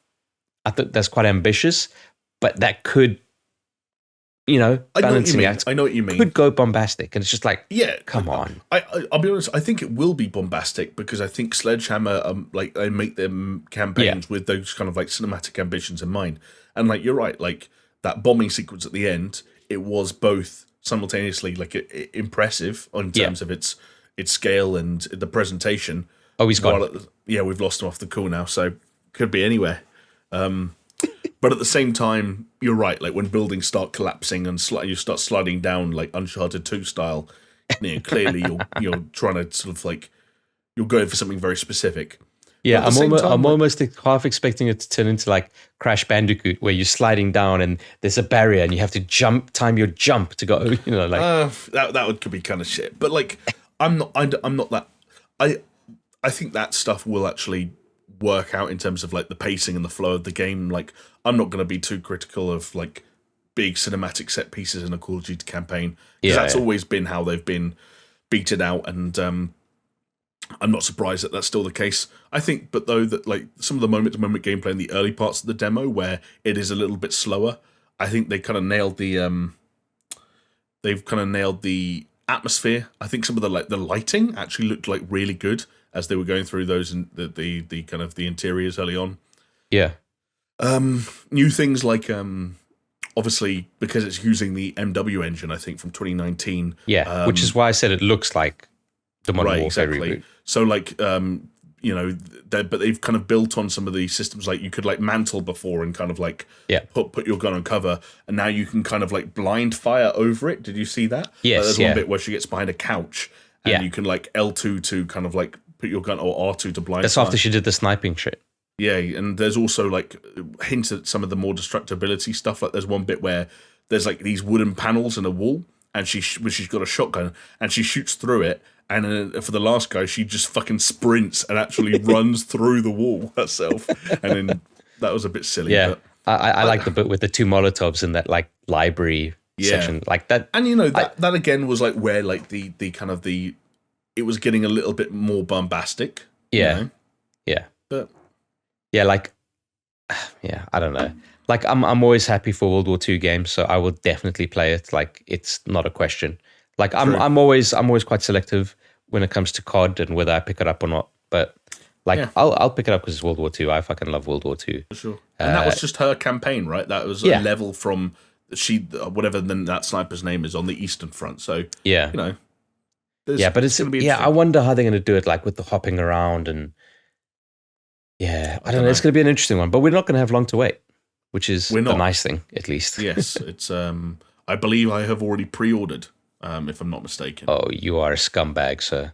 Because I wanted to instantly unlock the PPSH blueprint in Warzone and also get access to the alpha, which actually starts this weekend on PlayStation. Yeah, that's kind of mad. That's like really soon. Yeah, I can talk about playing this game on the next episode of this very podcast. So that's exciting. Yeah. So Jonesy has completely shit the bed. He's lost internet by the sounds of things, right? Yeah. So do we carry on? I think so. Probably. I think based on sort of like where we're at in the podcast and the time it is in real life, I think we have to. I think I can give you 18 more minutes of my time. How about that? Oh wait, you're considering ending the podcast now? No, not now. Oh, I was going to say. But in 18 minutes, if you've 18 minutes time. If you've only got 18 minutes, then how are we going to wait for Jonesy? No, I'm not saying we do wait for Jonesy. I'm saying we carry on. Oh, okay. And how about that Halo? How about that Halo? Yeah, I mean, it's more Halo. Like, it looks cool. It's coming out in December. Thank goodness. Yeah. So it's almost like an entire year, wasn't it? Because it was December last year it was meant to come out. I know, and I actually heard someone ask a really interesting question, and I don't know kind of what you're feeling on this in terms of like how you've seen, like what you've made of everything they've shown so far. But it's like, so we found out, I think it was a few days ago or some point in the last week, just before Gamescom started, through like a developer update, that some things are going to miss launch. Yes. So Forge mode is going to miss launch, and somehow the co-op campaign compatibility is going to miss launch.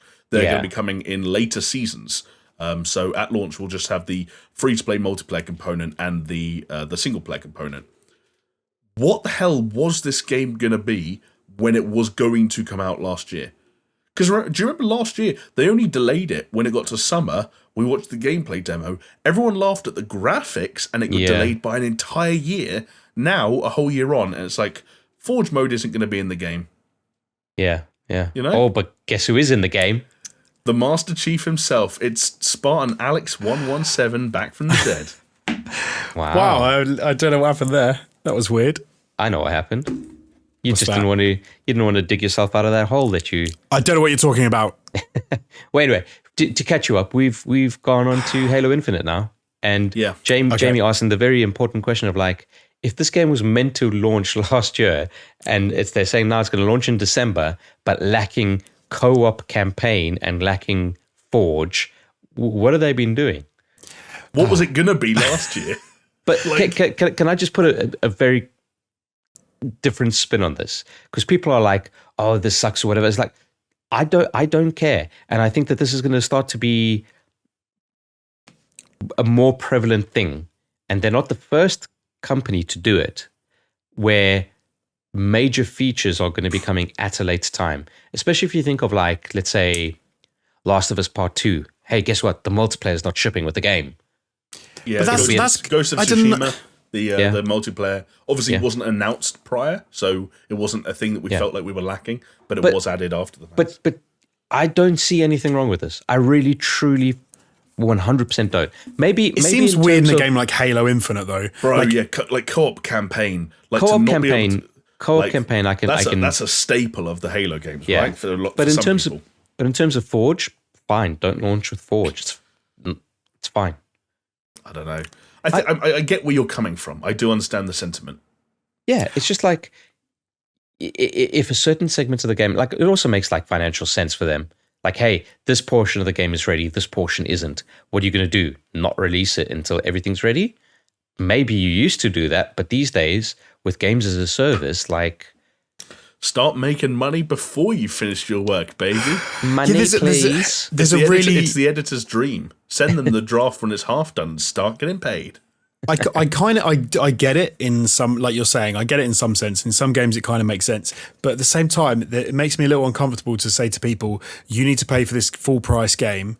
Don't worry, you'll get those things that you want coming down the line, suddenly like reviews don't help you because you can't review every aspect of a game before you pay for it. So you might buy a game thinking, well, they've said that multiplayer is coming. I know no one's had a chance to play it, and I've already had to pay full price for the game, and I've got no idea how good that multiplayer is. Well, Jonesy, here's the kicker though, because if you're paying full price for this Halo game, you are the biggest mug on the planet.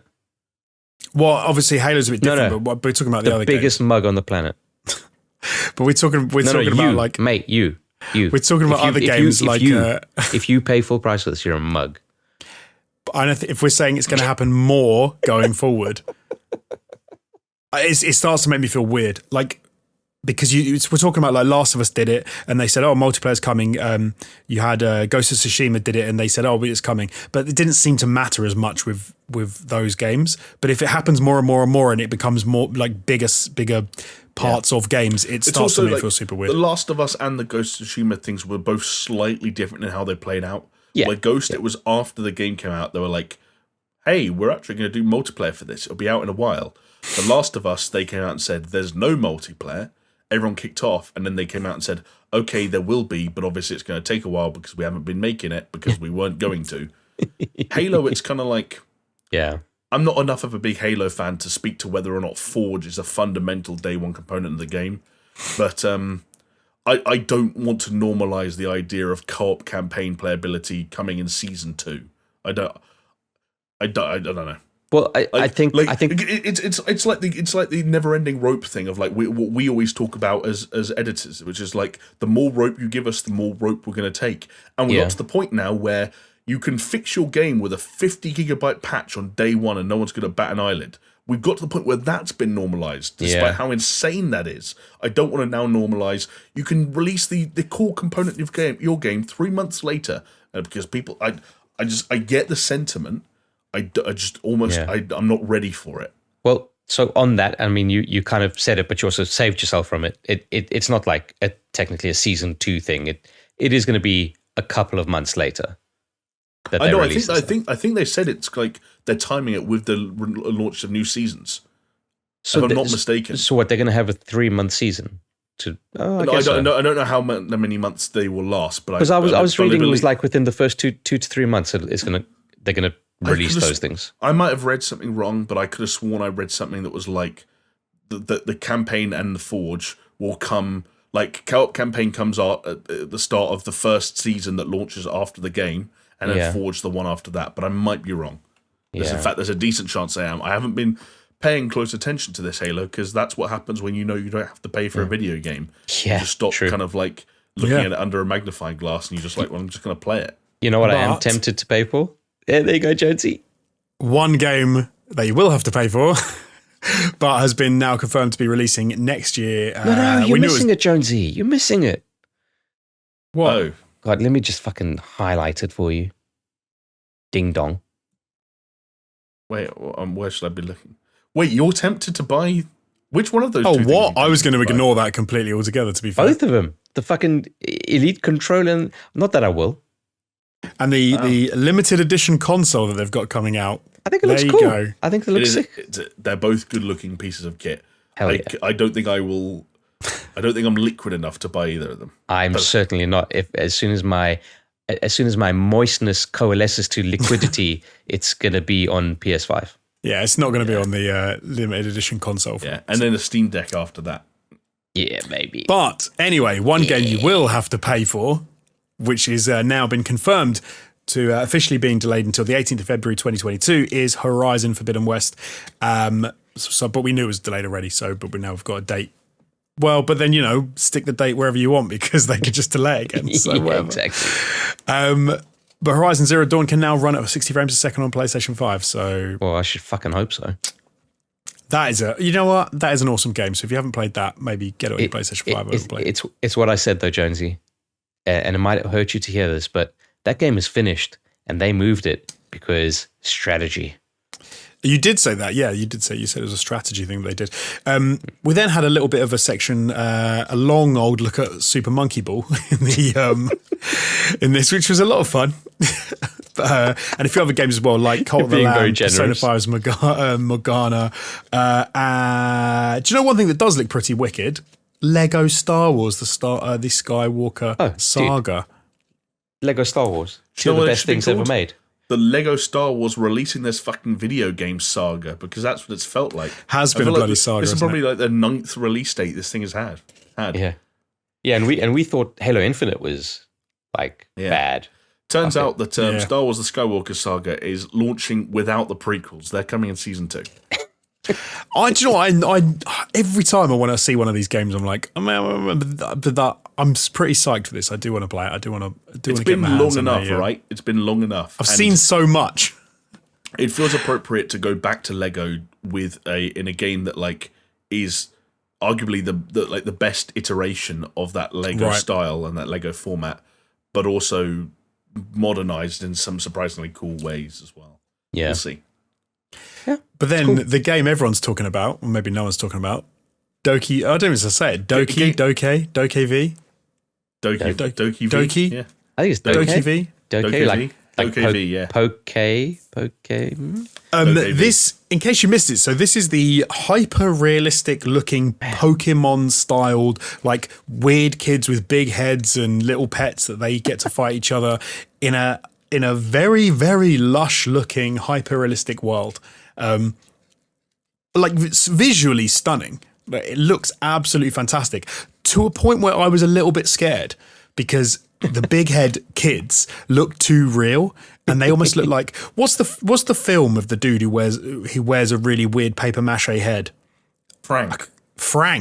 It looks like Kid Frank just everywhere. I didn't think the models looked hyper realistic, but the scenery they're in is hyper realistic. That's what I mean. They looked like plasticine heads in a hyper realistic world, which is why I look like Frank. Man, for anyone who hasn't seen it, watch that fucking trailer. It is batshit insane, but in a really good way.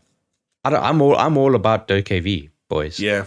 It was. I potentially am as well. Yeah. It's one of those trailers that just like we were comparing it before we started recording to that Black Myth Wukong game that also had a trailer about a week ago. And it's like if you've got an impressive visual style and an impressive aesthetic, and you just come out and show gameplay, you're going to catch people's eyes because we're so used to seeing, to put it bluntly, a lot of the same shit. So when something's Call of different Duty and looks Vanguard. cool, well, hang on, Jersey. Let's not get carried away.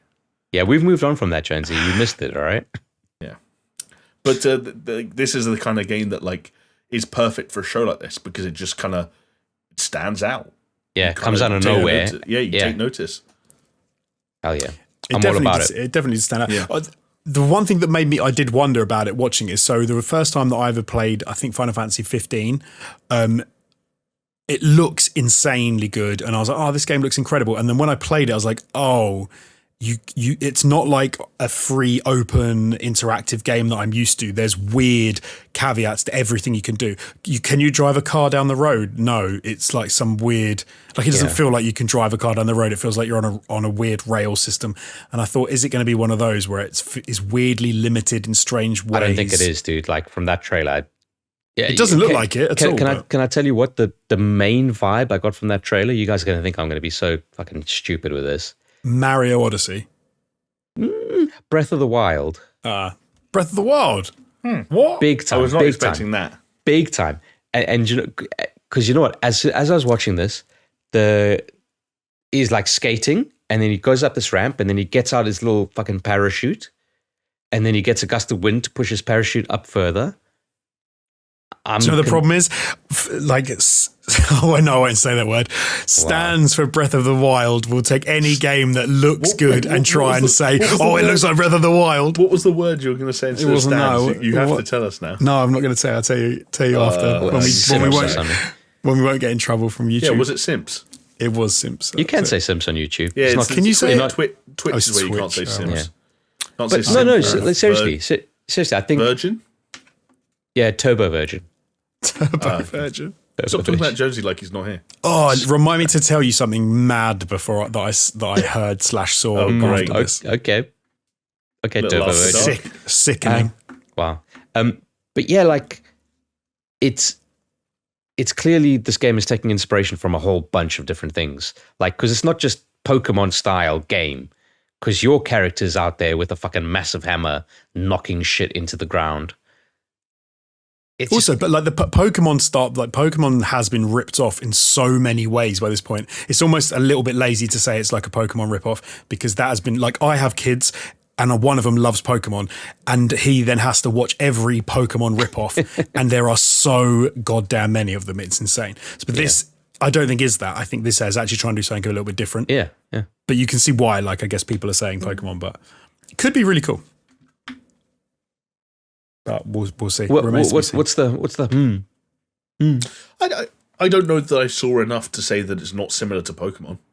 No, but I mean, as like a Pokemon ripoff, like it's might well be similar. In gaming terms, there aren't that many. Like when you think about the fundamentals of Pokemon, like exploration, discovery of wild animals, capturing them, and then using them in battle. Like there aren't like what other games are you talking about? No, I'm not talking about games. I'm talking about like anime or whatever. Like there is so goddamn many anime things. What relevance is the number of anime Pokemon clones to a conversation about DokeV, the video game? Because when you see as many of those clones as I have, and how lazy most of us haven't. Continue. No, I know exactly, and how lazy they are with how obvious they are to rip stuff off. Like it's not even trying to hide the fact it's a rip off. It's just obvious.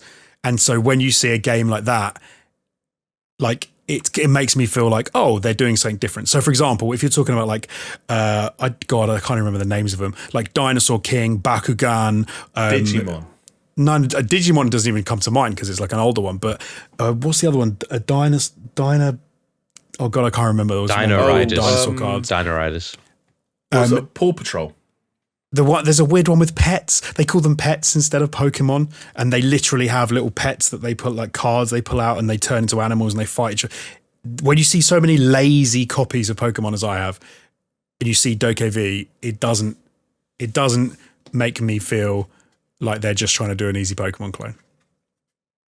I've just about connected the dots on the point you're trying to make, I think. I've seen so many bad ones.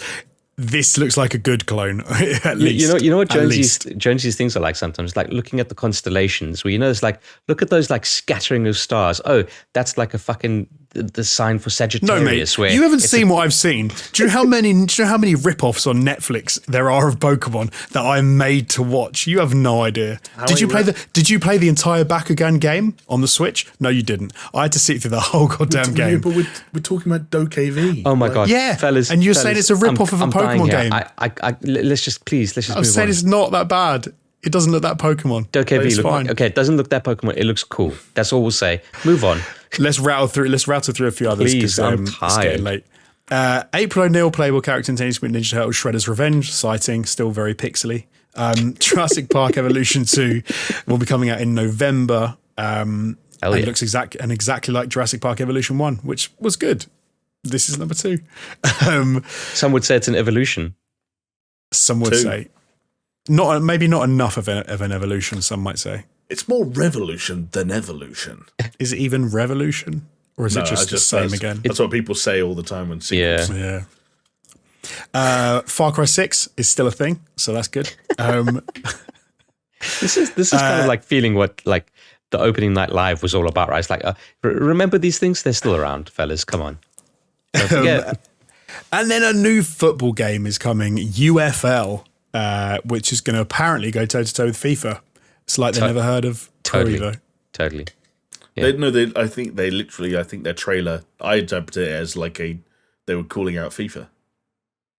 But I'm saying it's like they never heard of Pro Evo. Like people have done this before, right? And it hasn't really worked. Well, it seems like the whole thing was like, oh, we're going to make it fair. Our game's all about being fair. Right, it should be about how good you are. It's fair. Which basically just seemed like a middle finger to Ultimate Team and being like, you shouldn't be able to buy good cards. But that's how you make money. So your game is not going to make any money, like you're basically saying. So you're not going to be around for very long. Maybe. We'll see. Yeah. Midnight Fight Express, which is being made by one Polish dude apparently, one Polish dad. Something is what Geoff Keighley alluded to. Looks very interesting. It has a bit of a Sifu vibe to it. Dude, it's like if Sifu met gang beasts. Okay. I was thinking more like if Sifu met gang beasts and they had a threesome with my friend Pedro. Yeah, yeah, yeah, Interesting. and inspired by Hotline Miami, Sure. potentially. But all developed by one Polish dad. It looks cool. It looks really cool. It does look cool. I don't know what the game is.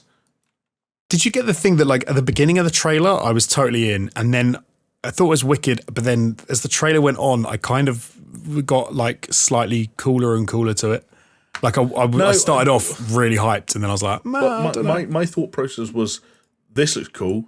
Then by the end, it was like, this still looks cool. But what you're showing me these tiny vignettes, and I have no idea what the connective tissue between any of this is. Like every vignette is like a different playable character fighting against different bad guys in a different environment. Cool variety, but like, what is this game? Yeah. Is this like a weird like beat 'em? But because there were some sequences that looked almost more like story sequences. I don't know, but it looked cool. I think it looks cool. Really cool. Yeah. We also saw that Valheim is getting its first major update. Park Beyond is a new park management game from Tropico that looks absolutely insane. And it just had me thinking with like, your creativity and imagination is your limit. I'm like, well, I'm screwed then because I don't have those things when it comes to park. Jonesy, I once saw you build a penis-shaped airship or rocket rather in Kerbal Space Program. You have spades of creativity, my friend. Come on. Thanks, mate. Splitgate Season 0 is also live now. Splitgate is a weird friggin' game. Like, sometimes I see it and I think it looks... No, I haven't played it yet, but sometimes I see it and think it looks wicked. Sometimes I look at it and like, how are they not getting sued by Valve? Because it's just such a rip-off of Portal. It's like Portal gone combat, but there you go. Definitely Valve, the person you want to sue for the idea of creating two portals that link to one another, and if you go through one, you come out of the other. It's even but it's like the color of the portals and how they work, and I don't know, even like the way that I don't know. I get what you mean. I get what you mean, Jonesy. It's super Portal. I hear you. Exactly. You know, people Thank copy. God Portal came around and invented the idea of portals. But you know, when they do something and they make it different on purpose so they don't get sued, it's like Splitgate did the opposite, and they went, no, just copy them from that game. Do you want to make them different? Nah, don't worry about it. Just copy them. Yeah. No one will do anything. I have downloaded that game and I've yet to play it. Jamie had a lot of love for it, didn't you? And you played it for a bit. I enjoyed killing lots of bots. Oh, yeah, I remember you saying about the bots. The bots come back again. I can't really talk about Jet the Far Shore. We've talked about it before. It looks wicked. We talk about Sifu. Not talk about. Can I shout out Sifu though? We can. I think Sifu looks rad. I think it's going to be a sleeper hit of next year. I don't think it's going to be a sleeper hit now. I think it's going to be a big balls hit. I think there's enough people talking about it. I think it's going to be a big balls hit. Big balls hit. That was maybe the most Steph thing you've ever said. Hey, look, when I walk home and stuff's happening, there's a lot going on. All right. I'm just saying. Also worth noting that Sifu is another game coming out in mid-February, so get your wallet ready. Next year is going to be so ridiculous. I also love the idea that, because I don't think it's actually pronounced Sifu. I think it's Shifu, but Shifu. But what is good about Kung people? Fu Panda. I might be wrong. But what is cool about people calling it Sifu is I always think that people saying seafood. Right. But when you say Shifu, I think you're going to say Shifu's on the Shifu shore. Wow. Imagine Shifuing on the floor. Shifuing all over the floor. Sometimes oh my God, there are 2 flies now. Fuck off. Stupid flies. I hate flies. Back off. Would you like them to go synced off planet? Would you? Oh wow! I would like them to go off planet, just like synced off planet. Which Jamie, you've played? I played it like 2 years ago at Gamescom 2019, That's and it so felt weird. like a weird rip-off of The Division with a bunch of other influences from other games coming in. Basically, like, it's a big budget Chinese game, so they spent money making it look pretty, but they've ripped off all their ideas from other games, and as a result, it felt like it had a pretty bland personality, as was probably illustrated by anyone who saw this trailer. And the first 3 words are the Morpheus chip. And I kind of stopped listening after that. Yeah, I must admit, like that trailer it didn't really have anything that made you go, "Oh, I really want to play this game." It was just some like generic sci-fi fare and then a bit of bullshit. And it's like, okay, fair enough. Jungle Book content is coming to Fall Guys, which I forgot Fall Guys was even a game. So all right, and you're talking about like bullshit and fair enough. Like, okay. Yeah. Sure. Why is this a thing now that needs to be on opening night live? The run up to the ending of They've the show. got to pad it, mate. Come on, no, because I think the run up is where you start building hype back up again towards the ending. And I was shrugging a lot in the final third of this show. Yeah, a lot. I'd actually stopped watching by this point. I think the last thing I watched was Jet, the Far Shore, and then I had to go and do some other stuff. So, missed out on the end bit, which I then caught up with Death Stranding Director's Cut trailer. So I got to see a bit of that. But yeah, Amazon's New World MMO got a new trailer, and it will be going to open beta next month. Again, this is, okay, yeah. It's not going to, whatever. Amazon are doing it. They're going to kill it. Hey, listen, when it comes to video games. Some people have been quite like positive. I might try that beta. New World. I might try. I'm tempted to have a look at it. The beta, I think the betas now, it's obviously like time is money for us because we're all such hardworking and talented individuals.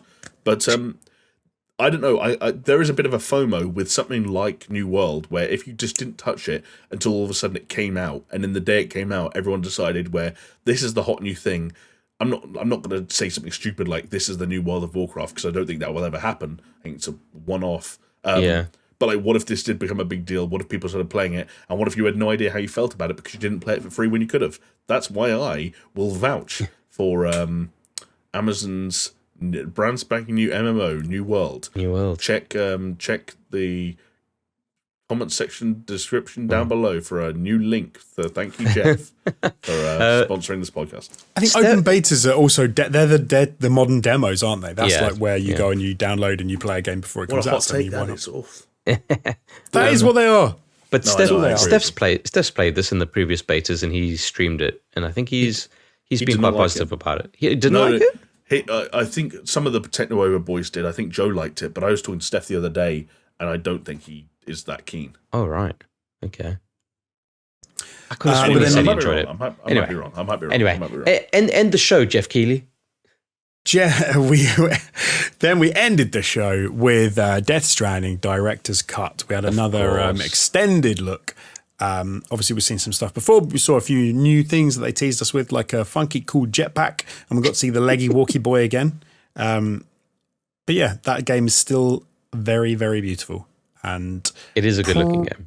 And lots of reasons to get back into it if you got into it before, like me, or reasons to play it if you haven't. Jamie's heard a burglar. There's something going outside my window at 2 a.m, but I'll find out what it is afterwards. Jamie, a pretty decent show. Yeah, Jamie, you know more about it probably than I do, but it seems that there's an area in Death Stranding that's like more. They showed it off in the trailer, but I can't really there's this bunker or something that you go through, and then it's like an entirely new kind of section. Do you mean like you mean like the actual new mission? Yeah. Yeah, they showed off new like a decent amount of footage from a new mission. You're right, Chris. It seems to be going on in some kind of like underground area. Yeah, Norman Reedus' character is following like some kind of like a hologram of some kind of woman in there, and that's where they showed off some of the environments that look like very MGS. I'm not really sure what that's about. There's nothing really like that in the base game, so that's kind of curious. I like what they obviously alluded to with the other trailer, wasn't it? Where they was in the weird factory area. Back when Hideo Kojima was still teasing Abandoned by inverting the box full of oranges. Yeah. Oh man, I can't wait for some more Abandoned bullshit to come out. But yeah, in that trailer where Norman Reedus was in the underground bunker, like sneaking past things, but he had like fucking 5 crates on his back. So he's like hiding behind this rail, and there's just this like massive stack of moving luggage. Like, come on. I was watching this and thinking these are all cool things. I just don't know if I need to. I don't know. I can't play the whole game again for them. I'm not going to play the whole game again to like use a firing range once, do one lap of one racetrack once, and like the buddy, like the leggy buddy and the jetpack would have been cool to play the whole game with, but I'm not going to do that again. I don't think. Yeah. And this was also a bummer of a trailer in that like great at clearly showing what the new features were, but like talk about the PS5 support. Talk about what Kojima's about to play with, like haptic feedback and triggers for the first time ever, and we don't know what he's doing with them. Like, that was a bummer. I don't know. I wanted to hear more about that stuff. Yeah. That's just me, maybe. Well, you know what he's doing with them? He's making a game called Abandoned. And right. Yeah. But so this is weird to me. So apparently the trailer wasn't edited by Kojima. No, Kojima tweeted and said that it was done by people at the Kojima Productions team, and that the trailer that he's been directing is coming out in September, I think he said. Right, because that's what I was going to ask, because obviously he's been teasing, he's been editing. Let me find it. Do you know what's going to happen now? This is the next thing. He tweets out going, finish the editing, all good. And then the day after, there's going to be a new Abandoned trailer, and everyone's going to go, I was in Yeah, that's mental. Come on. What's in the box? The blue Kojima's box. head. I found Hassan Karaman finally went mental. I found like one tweet where he says it, but it's not the tweet that I got given on my timeline earlier. Right, yeah, okay. But fair enough. With that, whew, what a chunky mistress we've had today. Indeed, with only one news story, technically as well. Good morning. Not the same as the final trailer I edited, but it's a gameplay video edited by the, then in quotation marks, cool video team at Kojima Productions.